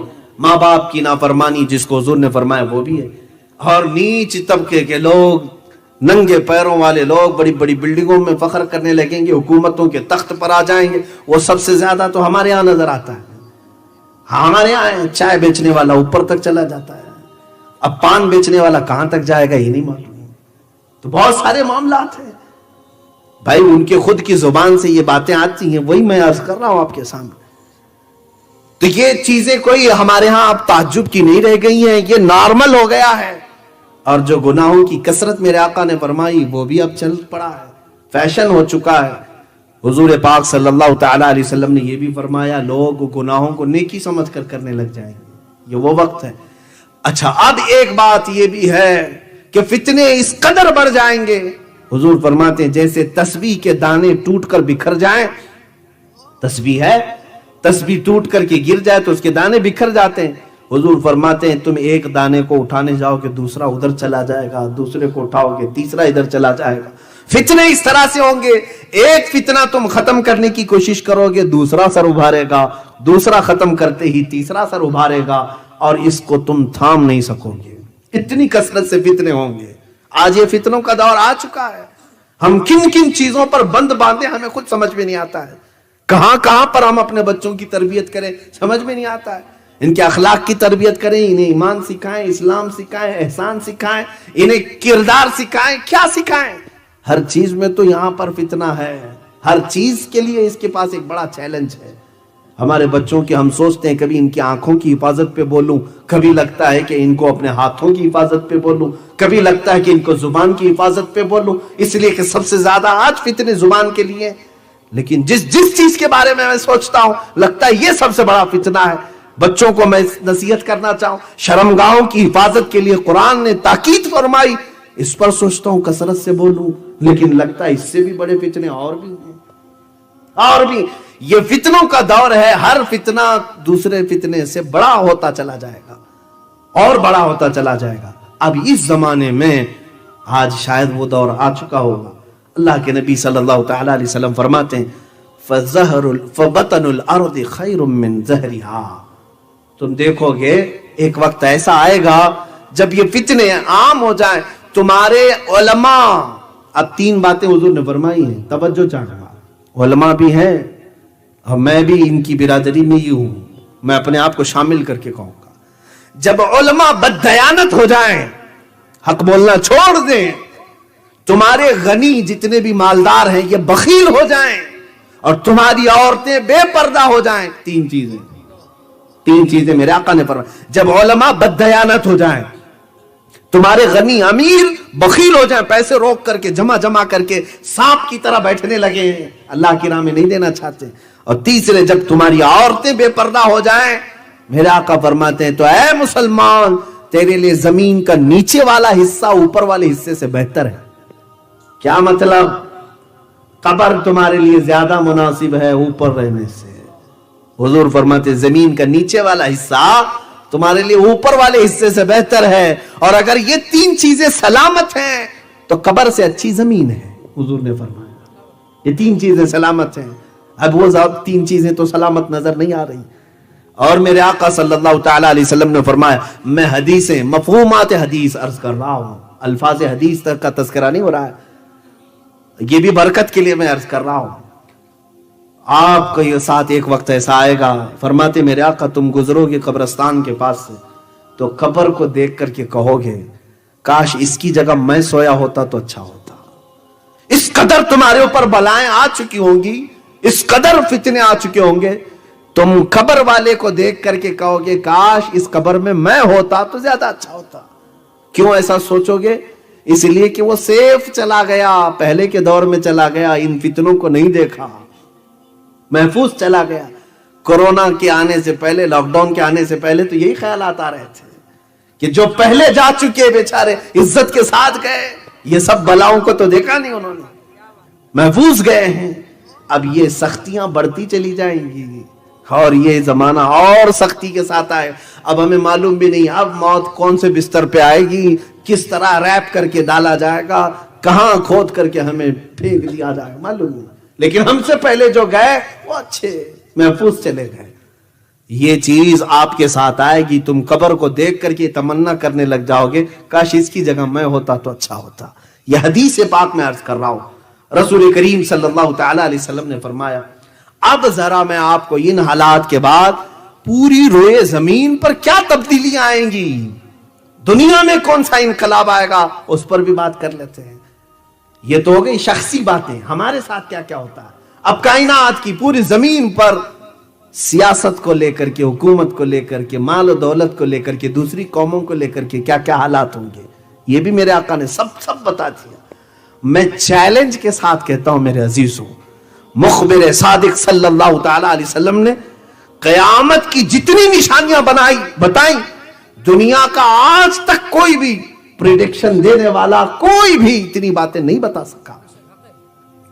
حضور اکرم صلی اللہ تعالی علیہ وسلم ہر صدی کے بعد ہونے والی بات کو بتا دیا، اور کئی چیزیں اس میں وقوع پذیر ہو گئی۔ حضور نے جو بیان کیا وہ ہو بھی گئی ہیں۔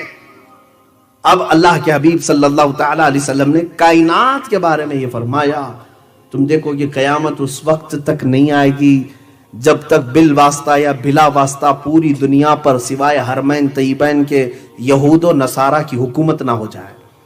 ہر ملک، ہر ریاست، ہر سیاست یہود و نصارہ کے کنٹرول میں آ جائے گی۔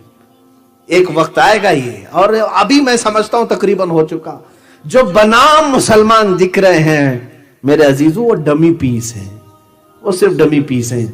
چاہے وہ سعودی کے بادشاہ ہوں، امارات کے بادشاہ ہوں، بحرین کے بادشاہ ہوں، یہ کٹ پتلی ہیں۔ ان کی ڈور تو امریکہ کے ہاتھ میں ہوتی ہے، اسرائیل کے ہاتھ میں ہوتی ہے۔ یہود و نصارہ ان ممالک کو چلا رہے ہیں آج۔ کچھ بچے ہوں گے، سب کی بات نہیں کرتا ہوں، کچھ ہو سکتا ہے بچے ہوں گے، لیکن حدیث پاک میں یہ ہے کہ بالواسطہ یا بلا واسطہ پوری دنیا پر، ہاں حرمین طیبین کو چھوڑ کے، یہ میرے آقا نے فرمایا، حرمین طیبین مکہ اور مدینہ چھوڑ کر ساری دنیا پر یہ حکومت کر لیں گے اور یہ حکومت میں آ جائیں گے۔ اور اسی حکومت کے لیے تو یہ اتنا اتھل پتھل چل رہا ہے۔ یہ جو کچھ بھی آپ دیکھ رہے ہیں ون ورلڈ آرڈر نام سے، نیو ورلڈ آرڈر کے نام سے، یہ سب کیا چل رہا ہے؟ میرے عزیزو، یہودی یہ چاہتے ہیں کہ دنیا میں حکومت کرنے کا حق صرف اور صرف یہود کو ہے، باقی سارے لوگ غلام ہیں۔ وہ کہتے ہیں نحن شعب اللہ المختار، ہم اللہ کی پسند کی ہوئی جماعت ہیں۔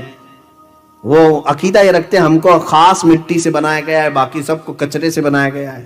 یہودیوں کی کتابوں میں موجود ہے یہ بات ہے۔ ہاں یہود یہ کہتے ہیں کہ ہم اللہ کے بیٹے ہیں، ہم اللہ کے محبوب ہیں۔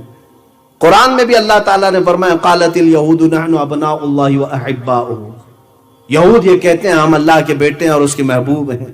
تو یہ آج انہوں نے پوری دنیا میں بھی اپنے نام ایسے رائج کر دیے، جیولری، جیوز سے بن کر جیولری بن گئے، وہ گولڈ پر اپنا حق جتاتے ہیں۔ پوری دنیا کا سونا ہمارا ہے، پوری دنیا کا سونا ہمارا ہے۔ آج پوری دنیا میں اکنامک کے اور گولڈ کے ریٹ طے کرنا، اتارنا، چڑھانا، یہ اپنے ہاتھ میں رکھے ہوئے ہیں۔ پوری دنیا میں آج جس طرح سے یہ جمع کر کے ون ورلڈ آرڈر بنانا چاہتے ہیں۔ ون ورلڈ آرڈر کا مطلب یہ ہے کہ ایک ہی حکومت رہے گی، ایک ہی شہر رہے گا پوری دنیا، ایک ہی حکومت چلے گی، ایک ہی سکہ چلے، ایک ہی لینگویج چلے۔ اس پر تو محنت چل رہی ہے۔ یہ سب جو کچھ بھی ہو رہا ہے یہ تمام چیزوں کی تیاریاں ہیں۔ کورونا کے زمانے میں نے ایک میگزین دا اکنامسٹ، اس کے فرنٹ پیج پہ یہ دیکھا تھا every thing under the control. Front page پہ یہ بھی ایک مشہور رسالہ ہے جس میں انہوں نے کہا ہے ہر چیز اب کنٹرول میں آ چکی ہے. دعویٰ کر رہے ہیں وہ ہر چیز اب کنٹرول میں آ چکی ہے, تمہیں بھی اب آگے چل کر کے یہی سب چیزیں غلام بنایا جائے گا اور جیسے وہ کہیں اسی طرح سے تمہیں عمل کرنا ہوگا. تو یہ ون ورلڈ آرڈر کی تیاریاں. لیکن ڈرو مت مسلمانوں, میں ڈرانے کے لیے باتیں نہیں کرتا, ڈرانے کے لیے نہیں, یہ پورے کے پورے مل کر کے جو کر لیں, لیکن ہم مسلمان ہیں, اللہ ہمارے ساتھ ہے. حسبنا اللہ و نعم الوکیل نعم المولا و نعم النصیر. ہمارے لیے اللہ کافی ہے, کیا ہی بہترین وکیل ہے, کیا ہی بہترین مددگار ہے. ہم اس کے بندے ہیں, ہم اس کی امداد پر اور اس کی نصرت پر یقین رکھتے ہیں. اس نے جگہ جگہ ہمیں جگہ کر کے بیان فرمایا ہے وَكَانَ حَقًّا عَلَيْنَا نَصْرُ الْمُؤْمِنِينَ. اللہ فرماتا میں نے اپنے اوپر لازم کر لیا ہے کہ مومنوں کی مدد کروں گا. اللہ نے فرمایا ہے كَتَبَ اللَّهُ لَأَغْلِبَنَّ أَنَا وَرُسُلِي. اللہ نے یہ لکھ دیا ہے کہ اللہ اور اس کے رسول ہی غالب آئیں گے. اللہ نے فرمایا ہم لکھ دیے ہیں ہم. اور اللہ تعالیٰ نے فرمایا وَأَنْتُمُ الْأَعْلَوْنَ إِن كُنتُم مُؤْمِنِينَ. تم اگر ایمان کے ساتھ رہو گے بلند تم ہی رہو گے. مجھے میرے رب کی ذات پر یقین ہے, انہیں جو کرنا ہے وہ کر لے. اور یہ پہلی بار نہیں کر رہے ہیں, اس سے پہلے بھی کر چکے, 3 بار ہو چکے, تیسری بار ہے, 2 بار آلریڈی کر چکے. نمرود کا زمانہ تھا, ایک نمرود ہے, بہت سارے نمرود آئے, اس میں ایک نمرود ایسا تھا جس نے خدا کے ساتھ لڑائی کا ارادہ کر لیا تھا. اسے طاقت بہت زیادہ آ گئی, نشہ چڑھ گیا, تو اس نے سوچا ایک ہی چیز اب کنٹرول میں نہیں آ رہی ہے. وہ کیا ہے؟ سب انسان کنٹرول میں ہے. شیر سے لڑ لیتا تھا, جانوروں کو مار ڈالتا تھا, 100 لوگوں سے تنہا لڑتا تھا. نمرود جب اتنی طاقت کا غرور آ گیا تو اسے وزیروں نے یہ مشورہ دیا کہ اب ایک ہی چیز بچ گئی ہے, وہ کنٹرول میں نہیں آ رہی. وہ کیا ہے؟ موت. موت ہمارے کنٹرول میں نہیں آ رہی ہے.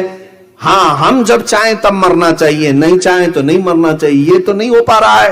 کہا یہ کیسے ہوگا؟ کہا یہ خدا دیتا ہے, اس کو ایک بار گرا دو, مار دو تو سارا کنٹرول میں آ جائے گا. اس بیوقوف نے کہا کہ ٹھیک ہے, وہ رہتا کہاں ہے؟ اس کے وزیروں نے کہا آسمانوں پر رہتا ہے. اس نے بلڈنگ بنانا شروع کر دیا, بہت بڑی بلڈنگ بنایا. ہو سکتا ہے اس وقت کی ورلڈ ٹریڈ سینٹر کی طرح ہو, بڑی عمارت بنائے. یہ اسرائیلی کتابوں میں موجود بات بتا رہا ہوں, میرے اسلامی روایات کی بات نہیں کر رہا ہوں. اس نے بنایا اور پھر سارے لوگوں کو فوج کے طور پر تیار کیا. ون ورلڈ آرڈر وہاں پر بھی یہی تھا, سب کی لینگویج ایک, سکہ ایک, زبان سب کی ایک, سب پورے انسانوں کو جمع کر کے کہا طاقت بناؤ, طاقت بناؤ. کیوں؟ خدا سے لڑنا ہے, اللہ سے لڑنا ہے. ایک بار اس کو ہم گرا دیں تو موت و حیات ہمارے کنٹرول میں ہوگی. ایک بار جنگ کرنا ہے, سب مل کے جنگ کریں گے. اور سب کو اس نے وعدہ بھی کیا تھا جو جو جنگ میں ساتھ دیں گے, کسی کو 1000 سال جینے دے دوں گا, کسی کو 50,000 سال دے دوں گا. یہ بڑے بڑے, جیسے ہمارا پرائم منسٹر وعدے کرتا ہے 15-15 لاکھ کے, اس طرح کے ہو سکتا ہے نمرود نے بڑے بڑے وعدے کیے تھے. اور سب بیچارے بیوقوف بن کر کے محنت کر رہے تھے, صبح سے شام تک بلڈنگ بنایا اور اوپر چڑھا.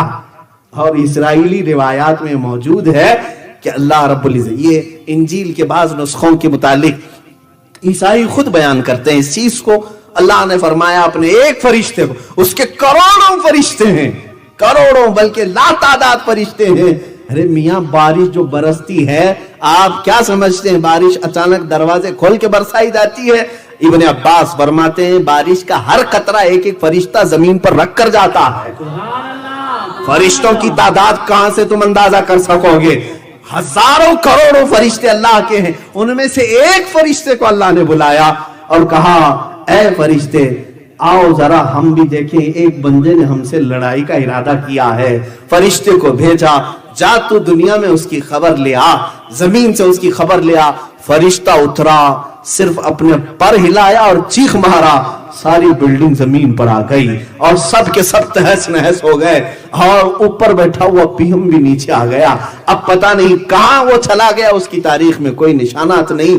تو یہ ون ورلڈ آرڈر کا ایک بار کھیل چکے.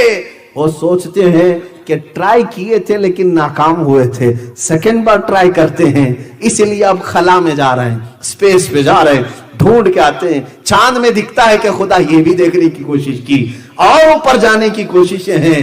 شاید ہو سکتا ہے پوری دنیا کو فوج بنانا چاہیں, سب کو ملا کر کے one language, one currency, one world order, یہ سب بنا لیں. میرے عزیزو, خدائی طاقت کا کوئی مقابلہ ہو سکتا ہے؟ اے میرے عزیزو, اللہ کی طاقت کروڑوں درجے بھی میں مثال نہیں دے سکتا. تم اس کی پیدا کی ہوئے ایک محمد کا مقابلہ نہیں کر سکتے. صلی اللہ تعالی علیہ وآلہ وسلم. عزیزان گرامی مقام, رب تبارک و تعالی وہ ان تمام چیزوں سے بے نیاز ہے. ہاں, بندہ ہو کر کے اس سے کوئی مقابلہ کر ہی نہیں سکتا. بات میری یہ چل رہی تھی, یہود و نصارہ پوری دنیا پر غلبہ حاصل کرنا چاہتے ہیں صرف اس لیے. اچھا, ایک ان کی کمزوری میں بتاؤں, ویک پوائنٹ. میں نے یہودیوں کے متعلق بہت کافی دنوں تک پڑھ کر کے ان کو دیکھا ہے. ان کا ایک ویک پوائنٹ ہے, یہ مرنا نہیں چاہتے. ہاں, اس سے ان کو ڈر بہت ہے. اور یہی چیز قرآن میں بھی اللہ نے فرمایا. اللہ تعالیٰ فرماتا ہے فَتَمَنَّوُا الْمَوْتِ, اگر تم اللہ کے محبوب ہو, اس کے بیٹے ہو, تو موت کی تمنا کر کے دکھاؤ. لیکن وہ مرنا ہی نہیں چاہتے, ہرگز نہیں. بلکہ وہ آپس میں ایک دوسرے کو سلام کیا کرتے ہیں, زی 1000 سال, زی 1000 سال, 1000 سال جیو بھائی, 1000 سال جیو بھائی. جیتا کوئی نہیں ہے 100 سال بھی, لیکن سلام بھی ان کا یہی ہے, 1000 سال جیو, 1000 سال. وہ حریص ہیں کس کے؟ جینے کے. مرنا نہیں چاہتے.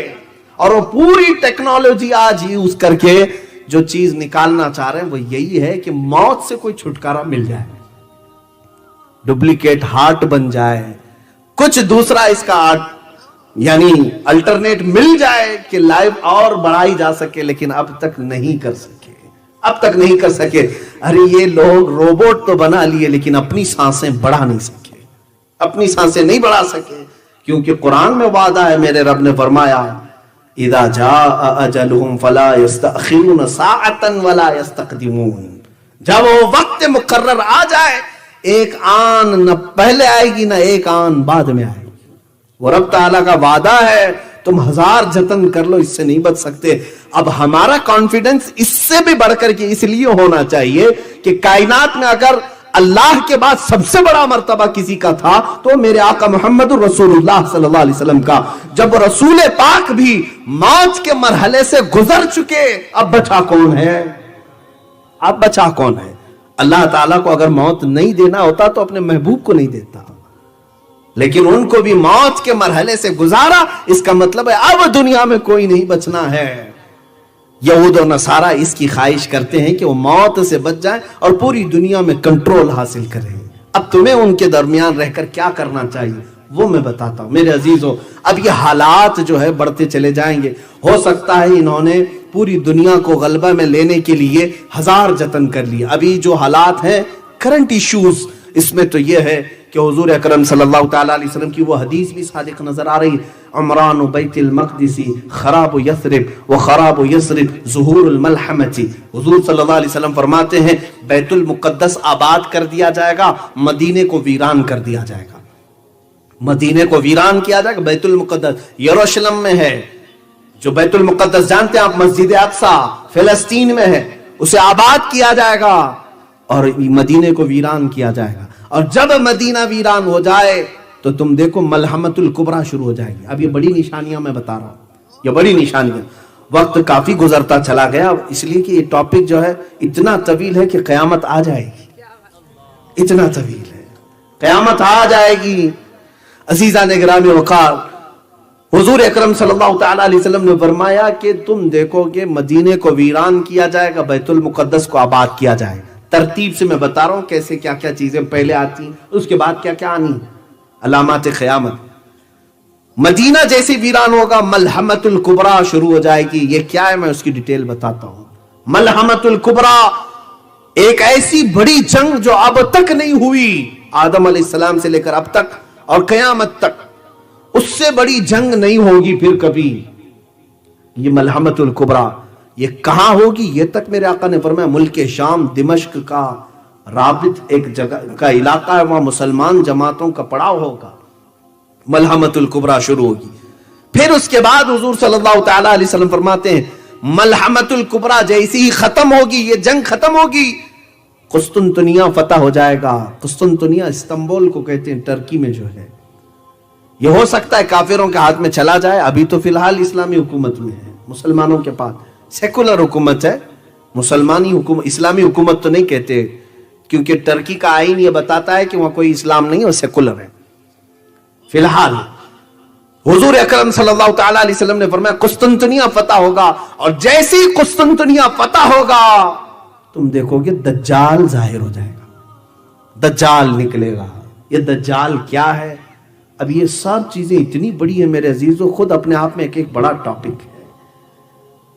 ہمارے محبان گرامی بزم قادریہ والوں نے سوچا ہوگا کہ شاید یہ سب ملا کر کے 10-15 منٹ میں ہو جائے، اسی لیے علامات قیامت اتنا بڑا ٹاپک مجھے دے کر کے بٹھایا ہے، اور میں ابھی طالب علم ہی ہوں اس زمانے میں، اس میں یہ سب علوم کا میں ابھی طالب علم ہوں، ابھی پڑھ ہی رہا ہوں میں۔ بہرحال جتنا پڑھ چکا اس میں سے جو مجھے یاد رہ گیا وہ عرض تو کروں گا ہی۔ یہ 5 چیزیں ہو گئی، مدینے کی ویرانی، بیت المقدس کی آبادی، بیت المقدس کی آبادی کے بعد ملحمۃ الکبریٰ کا ظہور، ملحمۃ الکبریٰ کے بعد قسطنطنیہ کی فتح، قسطنطنیہ کے بعد دجال کا ظہور۔ یہی وہ زمانہ ہوگا جب امام مہدی بھی آئیں گے اور حضرت عیسیٰ علیہ السلام کا نزول بھی۔ ایک ساتھ یہ نشانیاں ایسی آئیں گی کہ پے در پے وقت نہیں ملے گا کسی کو۔ جب بڑی نشانیاں ظاہر ہوں گی وقت کسی کے پاس نہیں ہوگا، پے در پے آئیں گی۔ فرمایا ایسے جیسے تم وضو کے لیے ہاتھ دھوتے ہو، ایک ہاتھ دھونے کے بعد دوسرے ہاتھ کی فکر ہوتی ہے، اتنی جلدی جلدی جیسے ہم سیدھا ہاتھ دھوئے تو فوراً اس کے بعد ہم نہ کلی کرنے جاتے، ناک میں پانی چڑھانے جاتے، ہم کو فکر ہے کہ اس کے بعد دوسرا ہاتھ دھونا ہے۔ فرمایا گیا ایسی ہی بڑی نشانیاں ایک کے بعد دیگرے فوراً ظاہر ہوں گے۔ اب مدینے کی ویرانی سے کیا مطلب ہے میرے عزیزو؟ اس کے کئی معنی مفسرین نے فرمائے ہیں کہ لوگ وہاں پر عبادتوں سے عاری ہو سکتے ہیں، عبادتوں سے عاری ہو کر دنیا پرست ہو جائیں اور مدینہ چھوڑ کر کے رخصت ہونے لگ جائیں، جیسے کہ آج سعودی اس بات کی طرف رواں دواں ہیں، وہ بھی عیاشی کے لیے دوسری کنٹریز کا سفر کرنے پر تیار ہے۔ مدینہ رسول کوئی چھوڑنا نہیں چاہتا تھا پہلے سے بھی، آج بھی مدینے والوں کا دل وہاں لگا ہوا ہوتا ہے، لیکن ہو سکتا ہے زمانے کی نیرنگیاں ایسی ہیں کہ وہاں کے بچوں کو بھی اب میں نشہ کرتے ہوئے دیکھ رہا ہوں۔ ہاں، مکہ اور مدینے کے بازاروں میں ان ظالموں نے چرس پہنچایا ہے، سب پہنچا دیا ہے۔ کہنے کو تو منشیات پر وہاں قتل کی سزا ہے، لیکن پہنچایا تو سب کے گھروں میں ہے۔ وہاں کے نوجوان بچوں کو بھی نشہ کا ایڈکٹ بنایا ہے۔ ہو سکتا ہے اسی وجہ سے وہاں کے ظالم بادشاہ کے بیٹے کو آج وہاں کی نوجوان قوم پسند کرتی ہے۔ اس کی وجہ یہی ہے کہ یہ زیادہ ماڈرنٹی کی طرف بلاتا ہے، ننگے پن کی طرف۔ بلکہ مجھے حیرت ہوئی آج میں یہ خبر بھی سنا کہ وہ اس بات کو ڈینائی کر رہے ہیں، we are not defender of Islam, ہم اسلام کے ڈیفینس کرنے والے لوگ نہیں ہیں۔ وہ فخر سے کہہ رہے ہیں اس بات کو، ہم ڈیفینڈر نہیں ہیں۔ عزیزان گرامی، یہی عرب میں حضور اکرم صلی اللہ تعالی علیہ وسلم کی ایک حدیث سن لو، ویل للعرب من شر قد اقترب۔ حضور فرماتے ہیں عرب کے لیے ہلاکت ہو، عرب کے لیے بربادی ہو، وہ اس شر کی وجہ سے جو بہت قریب آ رہی ہے۔ حضور فرماتے قیامت اس وقت تک نہیں آئے گی جب تک تم دیکھو گے عرب کے کچھ قبیلے اسلام سے نکل کر کے بتوں کی پوجا میں نہ لگ جائیں، شرک کی طرف جائیں گے۔ حضور کی حدیث ہے اور آج ہو رہا ہے میرے عزیزو، وہاں پر باضابطہ بتوں کی پوجا کے لیے اسٹال لگائے جا رہے ہیں۔ بہت قریب ہم آ چکے ہیں، قیامت کے بہت قریب آ چکے ہیں۔ جتنی حدیث میں یہ باتیں بتائی گئی تھی وہ ایسی رونما ہو رہی ہیں، اللہ کی پناہ۔ اب سعودی عرب وہ نہیں رہ گیا جو حجاز تھا، جو عرب شریف تھا۔ اب تو وہاں پر سارے گناہوں کی اجازتیں کھلے عام ملنے لگ جائیں گی۔ وہاں عورتیں اب پردے کی پابند نہیں ہوں گی، نمازوں کی پابندیوں پر وہ سختی نہیں رہ جائے گی۔ سینما تھیٹر کھل گئے، بار بھی کھل گئے، شراب بھی آ جائے گی۔ شراب کی حلت کے بارے میں اب فتوے بھی دیے جانے لگیں گے۔ وہ شراب حرام تھی جو زمانے رسول میں تھی، اب کی نہیں رہی ہے۔ پہلے جو ہے انگوروں سے بنائی جاتی تھی، اب تو کیمیکل سے بنائی جاتی ہے۔ ہر جگہ ملا مل جاتے ہیں، اس طرح کے زرخرید مولوی مل جاتے ہیں میرے عزیزوں جو بکے ہوئے ہوئے. ارے یہ حرم کے اماموں کو تک انہوں نے اپنے انڈر میں رکھا ہوا ہے, وہ حق بیان نہیں کر سکتے. خانہ کعبہ کے ممبر پر کھڑے ہو کر کے بھی امام بول نہیں پاتا بادشاہ کے خلاف. انہوں نے علماء کو قید کیا ہے, اگر کسی عالم نے ممبر پر بیان کر دیا حق بات, دوسرے دن وہ جیل میں ہوگا. یہ وہاں کے حالات ہیں. بلکہ اب تو انہوں نے اسرائیل سے اپنے تعلقات بھی استوار کر لیے, جو مسلمانوں کے خون پر بیٹھا ہوا ہے. وہ اسرائیل جس کے متعلق وہ یہود, میں یہودی ان ظالموں کے بارے میں کہہ رہا ہوں جن کے بارے میں قرآن نے کہا غیر المغضوب علیہم ولا الضالین, اے اللہ ہمیں ان کے راستے پر نہ چلا جن پر تیرا غضب ہوا ہے. کس پر غضب ہوا ہے؟ قوم یہود پر. اور لوگ مجھے کہتے ہیں آپ اتنا زیادہ ایک قوم کو ٹارگٹ کر کے بولتے ہیں, تو میں کہا میں نہیں بولتا ہوں, قرآن کہہ رہا ہے. قرآن جگہ جگہ فرما رہا ہے وَبَاءُوا بِغَضَبٍ مِّنَ اللَّهِ, وہ اللہ کے غضب میں لوٹے ہوئے ہیں. یہی یہود کے بارے میں اللہ فرماتا ہے يَقْتُلُونَ النَّبِيِّينَ بِغَيْرِ حق, یہ نبیوں کا قتل کرتے تھے, نا حق قتل کرتے تھے. قرآن کی یہ آیات بتا رہی میرے عزیز. یہودیوں کے متعلق بولنے سے اب یہ لوگ ہم سے کہتے ہیں کہ زیادہ نہ بولیں آپ ایک قوم کے خلاف. میرا مذہب ہی ہے, میری نماز ہی نہیں ہوتی اس وقت تک جب تک میں یہ دعا نہ کر لوں اے اللہ مجھے اس مغضوب قوم کی راستے پر نہ چلا. مجھے تو یہ دعا کرنی ہوتی ہے ہر رکعت میں. اگر نہ بولوں تو پھر میرا اسلام ہی نہیں ہے. عزیزان گرامی وقار, اپنی قوم کو ان تمام شر اور فتن سے آگاہ کرنا ہر عالم کی ذمہ داری ہے, ہر عالم کی ذمہ داری ہے. اب میں بات جو عرض کر رہا تھا وہ یہ ہے کہ مدینے کی ویرانی کیسے ہوگی. ہو سکتا ہے عبادات سے وہ عاری ہو جائیں گے, لوگ وہاں چھوڑ کر چلے جائیں. یہاں تک کہ ایک حدیث میں یہ بھی ملتا ہے کہ تم دیکھو کہ مسجد نبوی میں درندہ آ جائے گا. اللہ کے حبیب صلی اللہ تعالی علیہ وسلم نے فرمایا, بعض محدثین نے اس حدیث کو پڑھتے ہوئے یہ فرمایا ہو سکتا ہے یہ اسی زمانے کے بارے میں فرمایا جب یزید نے حرہ جس کو کہتے ہیں, یزید کے گورنر نے جب مدینے پر چڑھائی کی تھی تو مدینے والوں کو لوٹ لیا تھا. وہاں پر 3 دن تک مسجد نبوی میں اذان نہیں ہوئی تھی, گھوڑے باندھے گئے تھے. وہ ایام حرہ کے متعلق بھی یہ ہو سکتی ہے حدیث, لیکن قیامت کے قریب کے متعلق حدیث آئی ہے. تو مدینے کی ویرانی کے فوراً بعد جو حضور نے فرمایا وہ بیت المقدس کی آبادی وہ اس زمانے میں لگ رہی ہے. یروشلم کو انہوں نے اپنا کیپٹل بنا دیا. یہ سب نیوز آپ کو معلوم ہوگی. اسرائیل اب اپنے کیپٹل یروشلم کو بنایا, بیت المقدس کو امریکہ نے اس کو تسلیم کر لیا, بڑے بڑی کنٹریز نے تسلیم کر لیا. آج تک یہ معمہ تھا, آج تک یہ جو ہے لائن حل مسئلہ تھا کہ فلسطین اور اسرائیل کے درمیان یہ پہلے سے اقوام متحدہ جو UN ہے وہ اس کو تسلیم نہیں کرتا کہ تل اویو جو اسرائیل کا کیپٹل تھا وہیں تم رہو. لیکن آج اس نے دادا گیری کر کے بیت المقدس پر ہم قبضہ کر لیا اور اپنی سفارت خانے بھی دوسری کنٹریز کے وہاں منتقل کر دیے, اپنا کیپٹل بنا دیا. اور اب یہود کا منصوبہ یہ ہے کہ بیت المقدس مسجد اقصی کو ختم کرنا ہے.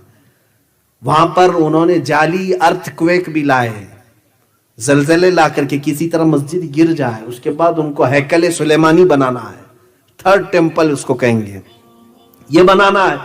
کیونکہ یہودیوں کے عقیدے میں یہ ہے کہ جب 3rd ٹیمپل بنائیں گے تب ان کا مسیحا آئے گا. وہ مسیحا کس کو کہتے ہیں؟ دجال کو کہتے ہیں.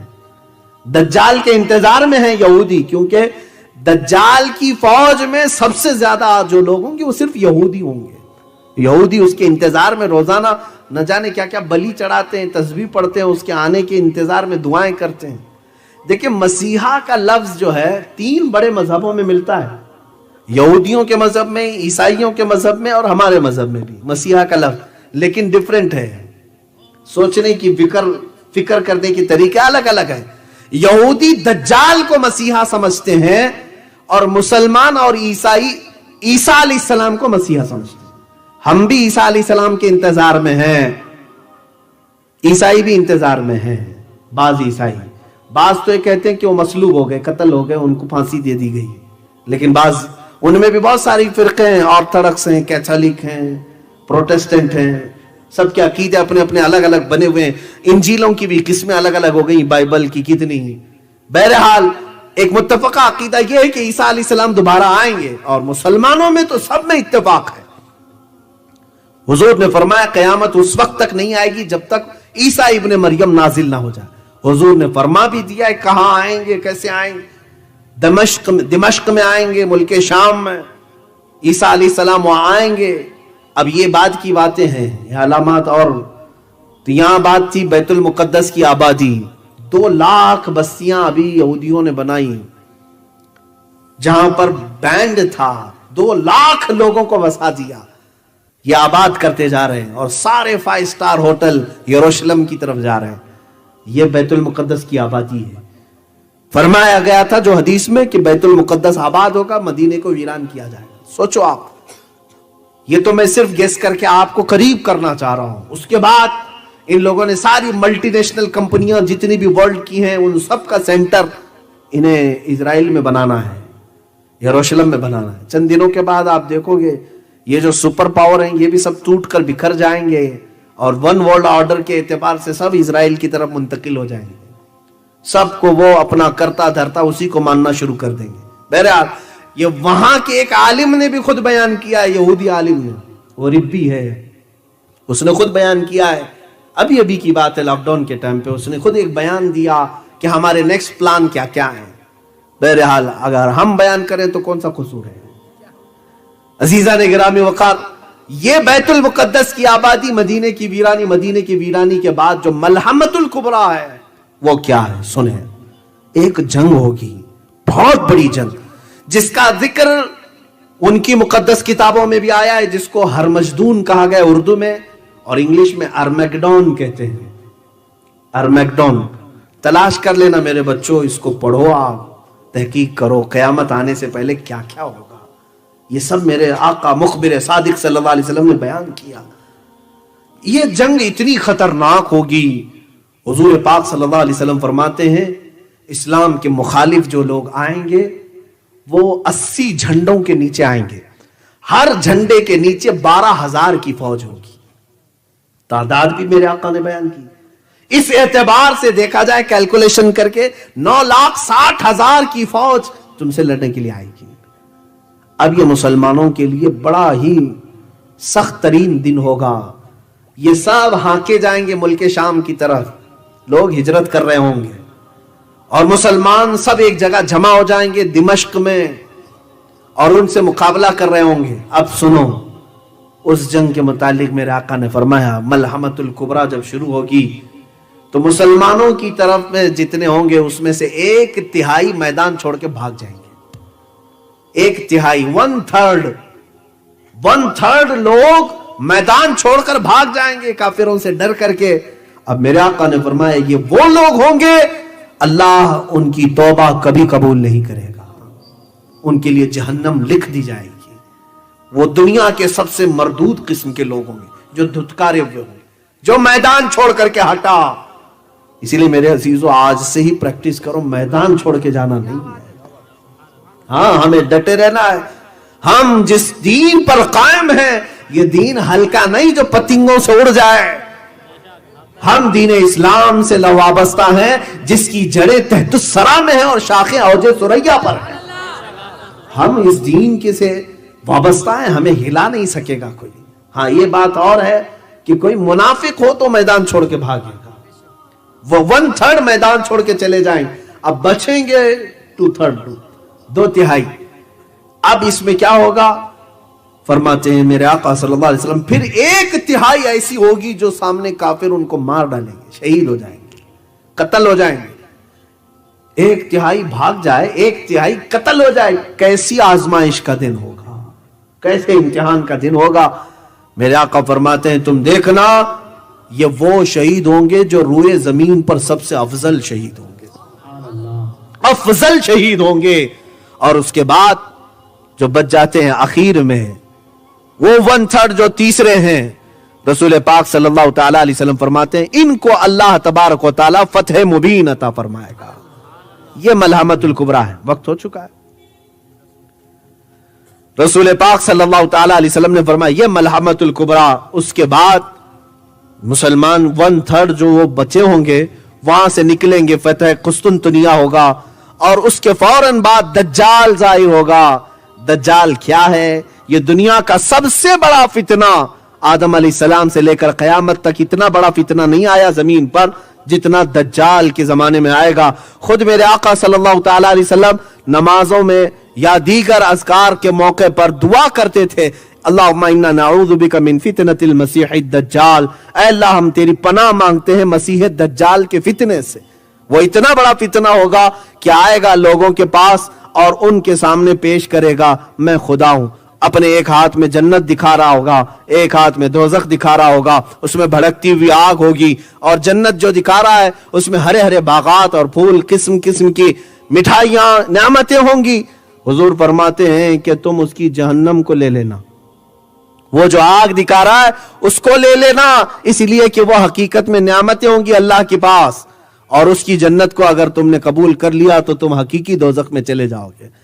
वो तुम्हें कहेगा तुम मान लो कि मैं खुदा हूं जिसके तुम सजदे करते थे, मैं आसमानों से उतर आया हूं, मैं इबादत के लायक हूं, तुम मुझे सजदा करो, इबादत करो।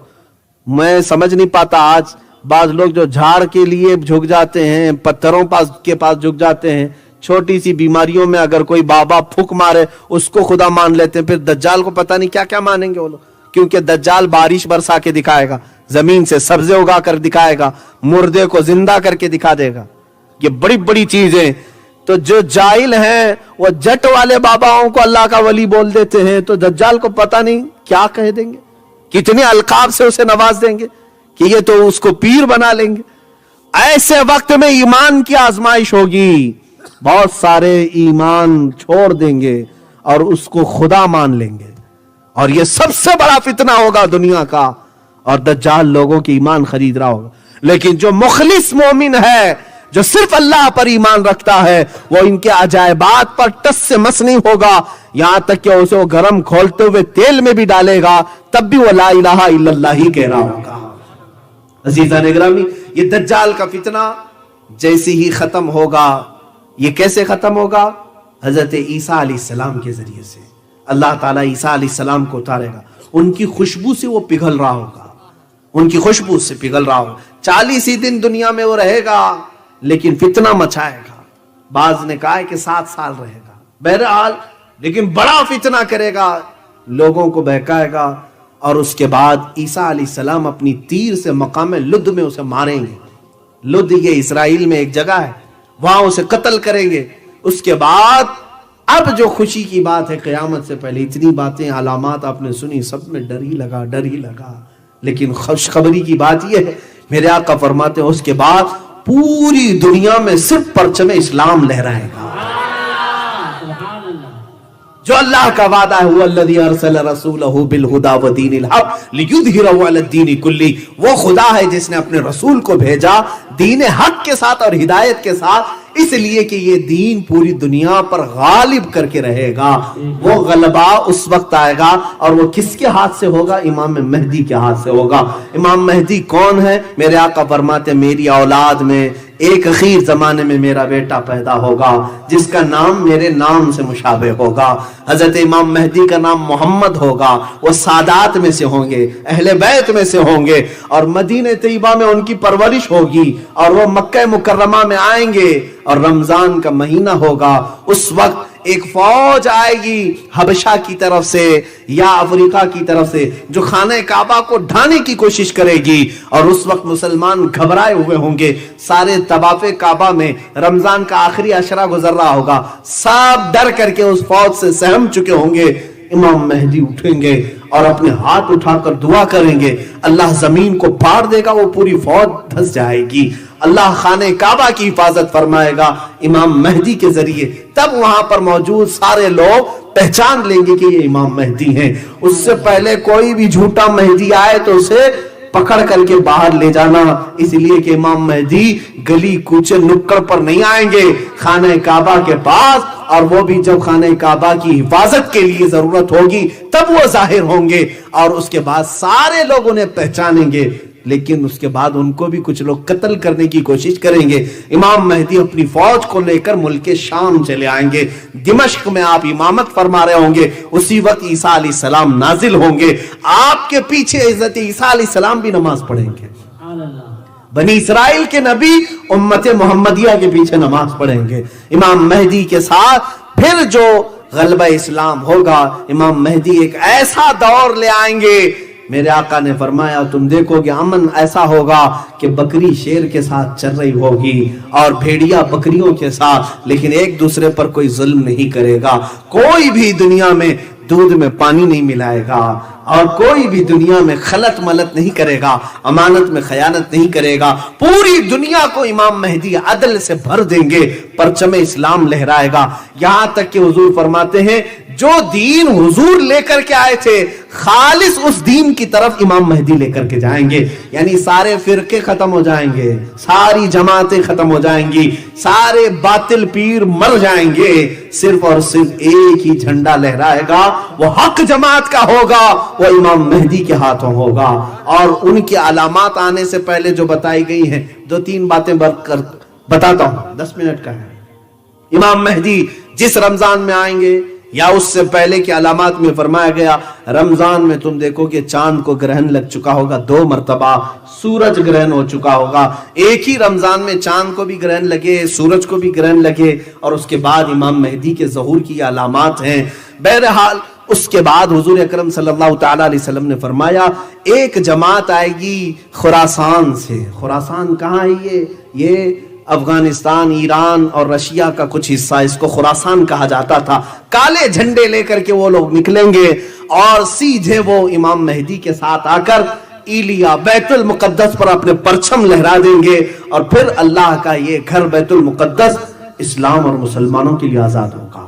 یہ بھی خوشخبری ہے. یہ 40 سال کا امن و امان کا زمانہ گزرے گا اور اس کے بعد امام مہدی کی وفات ہوگی. حضرت عیسیٰ علیہ السلام مدینہ طیبہ میں وفات پائیں گے. میرے آقا صلی اللہ تعالی علیہ وسلم کے قدموں میں آپ دفن بھی ہوں گے. آج بھی میرے آقا کے مزار اقدس کے پاس ایک جگہ خالی ہے جو حضرت عیسیٰ علیہ السلام کے لیے ہے. یہ قیامت سے پہلے پڑی نشانیاں یہ چند ہو گئی. اس کے بعد اب جو ظاہر ہوگا وہ دابت الارض. اس سے پہلے روایات میں اختلاف ہے, یاجوج ماجوج بھی آ کر کے چلے جائیں گے. یاجوج ماجوج ایک جماعت ہے, وہ دجال کے ظاہر ہونے سے پہلے آئے گی اور وہ بھی قوم فساد مچائے گی, لیکن اتنا نہیں جتنا دجال مچائے گا. ہاں لیکن وہ مارے بھی کیسے جائیں گے؟ ایک کیڑا اللہ ان کی گردنوں پہ چھوڑ دے گا. شاید وہ کورونا ہی گردن میں ہی آتا ہے, تھروٹ انفیکشن سے ہی آتا ہے, اور حدیث میں ملتا ہے گردن میں ان کے کیڑا چھوڑ دے گا. اسی کیڑے کی وجہ سے پوری یاجوج ماجوج قوم مر جائے, ختم ہو جائے. یہ نشانی ختم ہو گئی. اب بچتی ہیں باتیں, 2 بڑی نشانیاں. ایک دابت الارض, ایک جانور نکلے گا اور اس کے ہاتھ میں ایک لاٹھی اور اس کے ہاتھ میں ایک انگوٹھی. اب وہ جو مسلمان ہوگا اور جو کافر ہوگا وہ علامتیں لگاتا چلا جائے گا. اب اس کے بعد کوئی مسلمان کافر نہیں ہوگا, کوئی کافر مسلمان نہیں ہوگا. اسی اسنا میں اچانک ایک دن ایسا آئے گا جب سورج پچھم سے نکل آئے گا. سورج آج کہاں سے نکل آتا ہے؟ ایسٹ سے, مشرق سے, لیکن اس وقت سورج مغرب سے نکل آئے گا. لیکن ایسا نہیں ہے کہ پورا دن وہاں جا کے ڈوبے گا, آدھا دن رہے گا پھر واپس اپنی منزل پر ہی جا کر ڈوبے گا. یہ وہ دن ہے جس کے بارے میں حدیث میں ہے آخری دن ہے دنیا کا جس کے بعد توبہ کا دروازہ بند کر دیا جائے گا. اب کسی کی توبہ قبول نہیں کی جائے گی. کوئی ایمان لائے تو ایمان نفع نہیں دے گا, کوئی اپنی برائیوں سے توبہ کرے تو اسے توبہ نفع نہیں دے گی. ان کے بعد یہ سارے مسلمان ایک کے بعد دیگر انتقال کرتے چلے جائیں گے. قیامت جو آئے گی وہ مسلمانوں پہ نہیں آئے گی. یہ بھی ایک اچھی بات ہے ہمارے لیے. اللہ ایمان کے ساتھ زندہ رکھے. مسلمانوں پر, ایمان والوں پر قیامت نہیں آئے گی. ایمان والے دنیا سے رخصت ہو چکے ہوں گے, سب جا چکے ہوں گے. اب جو دنیا میں پھر سے کفر و شرک بڑھے گا, پھر برائیاں ہوں گی, تب پھر لوگ ایک دن ایسا ہوگا اپنے اپنے کاموں میں سب مصروف ہوں گے. اور حدیث میں ملتا ہے کوئی درزی کپڑے کاٹ رہا ہے, کوئی دودھ دونے والا گائے کا دودھ نچوڑ رہا ہے, دودھ دو رہا ہے, اور کوئی جو ہے اپنی کھیتی باڑی میں کام کر رہا ہے, کوئی ماں اپنے بچے کو دودھ پلا رہی. اچانک سور کے پھونکنے کی آواز آئے گی. یہ حضرت اسرافیل علیہ السلام کے ہاتھ میں ایک سینگ کی شکل کی باجے کی طرح ہلکی ہلکی ہلکی ہلکی آواز آئے گی. اس کے بعد یہ آواز بڑھتی چلی جائے گی, اتنی بڑھ جائے گی, اتنی بڑھ جائے گی کہ اچانک جو لوگ جس کام میں ہیں سب چھوڑ کر بیٹھ جائیں گے. کینچی ہاتھ سے نکل جائے, پھاوڑا اس کے ہاتھ سے چھوٹ جائے, ماں اپنے بچے کو اچھال کر پھینک دے گی, ये अचानक जो दिन आएगा। फिर अल्लाह फरमाता अल कारिअतु मल कारिआ, दिल दहला देने वाली तू क्या जाने दिल दहलाने वाली। ये सारे लोग उस आवाज के सुनते ही गश खाकर गिर पड़ेंगे, सब मर जाएंगे। अब उसके बाद चांद को फाड़ दिया जाएगा, सूरज को टकरा दिया जाएगा, सितारे आपस में एक दूसरे से टकरा जाएंगे, जमीन आसमान का निजाम खत्म कर दिया जाए, जमीन निकाल दी जाएगी, कब्रों में जितने सोए थे सबको उठाया जाएगा। अब ये बाद की बात है, उससे पहले ये सब फना हो जाएंगी। कुल्लु मन अलैहा फान व यबका वजहु रब्बिका जुल जलाली वल इकराम, यहां तक कि सूर फूंकने वाला फरिश्ता भी इंतकाल कर जाएगा। सारे फरिश्ते, सारे मलाए आला, सारे अंबिया, सारे रसूल, सारे इंसान सब फना हो जाएंगे। सूरह रहमान में मेरा मौला फरमाता है बाकी रहने वाली जात सिर्फ अल्लाह की है, सिर्फ रब जात बाकी रहेगी। उसके बाद फिर अल्लाह ताला दोबारा इसराफील अलैहिस्सलाम को उठाएगा और फिर उन्हें कहा हुक्म होगा कि तुम सूर फूंको। अब दोबारा वो जब सूर फूंकेंगे तब फिर जो है सारे इंसान अपनी अपनी कब्रों से उठेंगे। वो कैसे उठेंगे? उसमें मेरे आका ने फरमाया पूरी रूए जमीन पर सबसे पहले उठने वाला मैं अपनी कब्र से होऊंगा और मैं इस हाल में उठूंगा कि मेरा एक हाथ अबू बकर के कंधे पर होगा, दूसरा हाथ उमर फारूक के कंधे पर होगा और हुजूर अकरम सल्लल्लाहु ताला अलैहि वसल्लम मैदान महशर में तशरीफ लाएंगे। यहां तक का तो मेरा टॉपिक था अलामात क़यामत। अब इसके बाद जो होगा वो क़यामत के दिन का मामला है, वो खुद एक अलग टॉपिक है। वहां क्या क्या होना है, हिसाब किसका कैसा होना है, किससे क्या क्या पूछ होगी, फिर किसी और वक्त पे हम अर्ज करेंगे। लेकिन इतनी बात जरूर है ऐ सुन्नी मुसलमानों, ये सारा क़यामत का मंजर जो कायम होगा वहां हमारे लिए एक उम्मीद की बात होगी कि अगर वहां बोली किसी की बोली जा रही होगी तो सिर्फ मेरे आका की होगी, रसूल पाक की बोली जा रही होगी। क्योंकि मुख्तसरन ये बात बता दो, हिसाब किताब का दिन है, अंबिया भी डरे हैं, रसूल भी डरे हैं। कम मिन मलकिन फिस समावाति ला तुगनी शफाअतुहुम, कुरान कहता बड़े बड़े फरिश्ते ऐसे हैं वो शफाअत करने से डर रहे होंगे। अल्लाह जिसे इजाजत देगा वही उस दिन बात करेगा और उस दिन किसी को बात करने की इजाजत नहीं। सारी कौम आदम अलैहिस्सलाम से लेकर ईसा अलैहिस्सलाम तक फिरती होगी इजाजत लेकर, सिफारिश करवाने के लिए अल्लाह को हमसे राजी करा दो, अल्लाह को हमसे राजी करा दो, हिसाब किताब शुरू करवा दो। सबों ने मना किया, एक जात है मेरे आका की, मोहम्मद रसूलुल्लाह की। आप फरमा रहे होंगे अना लहा, कहेंगे और नबी ज़हबू इला गैरी, मेरे हुजूर के लब पर अना लहा होगा। मेरे आका की बारगाह में जब कौम आएगी तब फिर मेरे आका सजदा करेंगे और अल्लाह फरमाएगा ऐ मोहम्मद सर उठाओ, जिसके बारे में कहोगे कबूल किया जाएगा। हुजूर सिफारिश करेंगे। ये क़यामत का मंजर है। अब जब जात इतनी बात मैंने बता दिया मेरे अजीजों कि हुजूर जब सर उठाने के लिए अल्लाह फरमा रहा है, तब इसके बाद अल्लाह ताला ने चाहा तो मोमिनीन का बेड़ा पार भी होगा। क्योंकि मेरे आका उस वक्त तक राजी ना होंगे जब तक हर ईमान वाला हुजूर का उम्मती जन्नत में ना चला जाए। मेरे आका सिफारिश करेंगे। इसीलिए इमाम अहले सुन्नत फाजिल बरेलवी इमाम इश्क व मोहब्बत ने ये फरमाया, पहले उनके बिरादर गिरामी का शेर तो सुन ले। इमाम ज़मन फरमाते हैं ये क़यामत का मंजर अल्लाह चाहे तो डायरेक्ट जन्नत में भेज दे, डायरेक्ट उठाकर कब्रों से दोज़ख में भी भेज दे, वो कादिर है। जिसको चाहे वो जानता है सबके अमाल, लेकिन वहां खड़ा किया जा रहा है। सब अंबिया के पास उन्हें घुमाया गया, मीज़ान अमल में तोला गया और हौज़े कौसर पर बुलाया गया, पुल सिरात से गुजारा गया। ये सारा मंजर इमाम ज़मन फरमाते हैं फकत इतना सबब है इन एकादे बज़्म महशर का, फकत इतना सबब है इन एकादे बज़्म महशर का कि उनकी शान महबूबी दिखाई जाने वाली है। क़यामत इसलिए हो रही है, इसीलिए इमाम अहले सुन्नत ने फरमाया खलीलो नजी मसीहो सफी सभी से कहीं न बनी, खलीलो नजी मसीहो सफी सभी से कहीं न बनी, ये बेखबरी की खल्क फिरी कहां से कहां तुम्हारे लिए। या रसूल अल्लाह दहन में जुबान तुम्हारे लिए, बदन में है जान तुम्हारे लिए, हम आए यहां तुम्हारे लिए, उठे भी वहां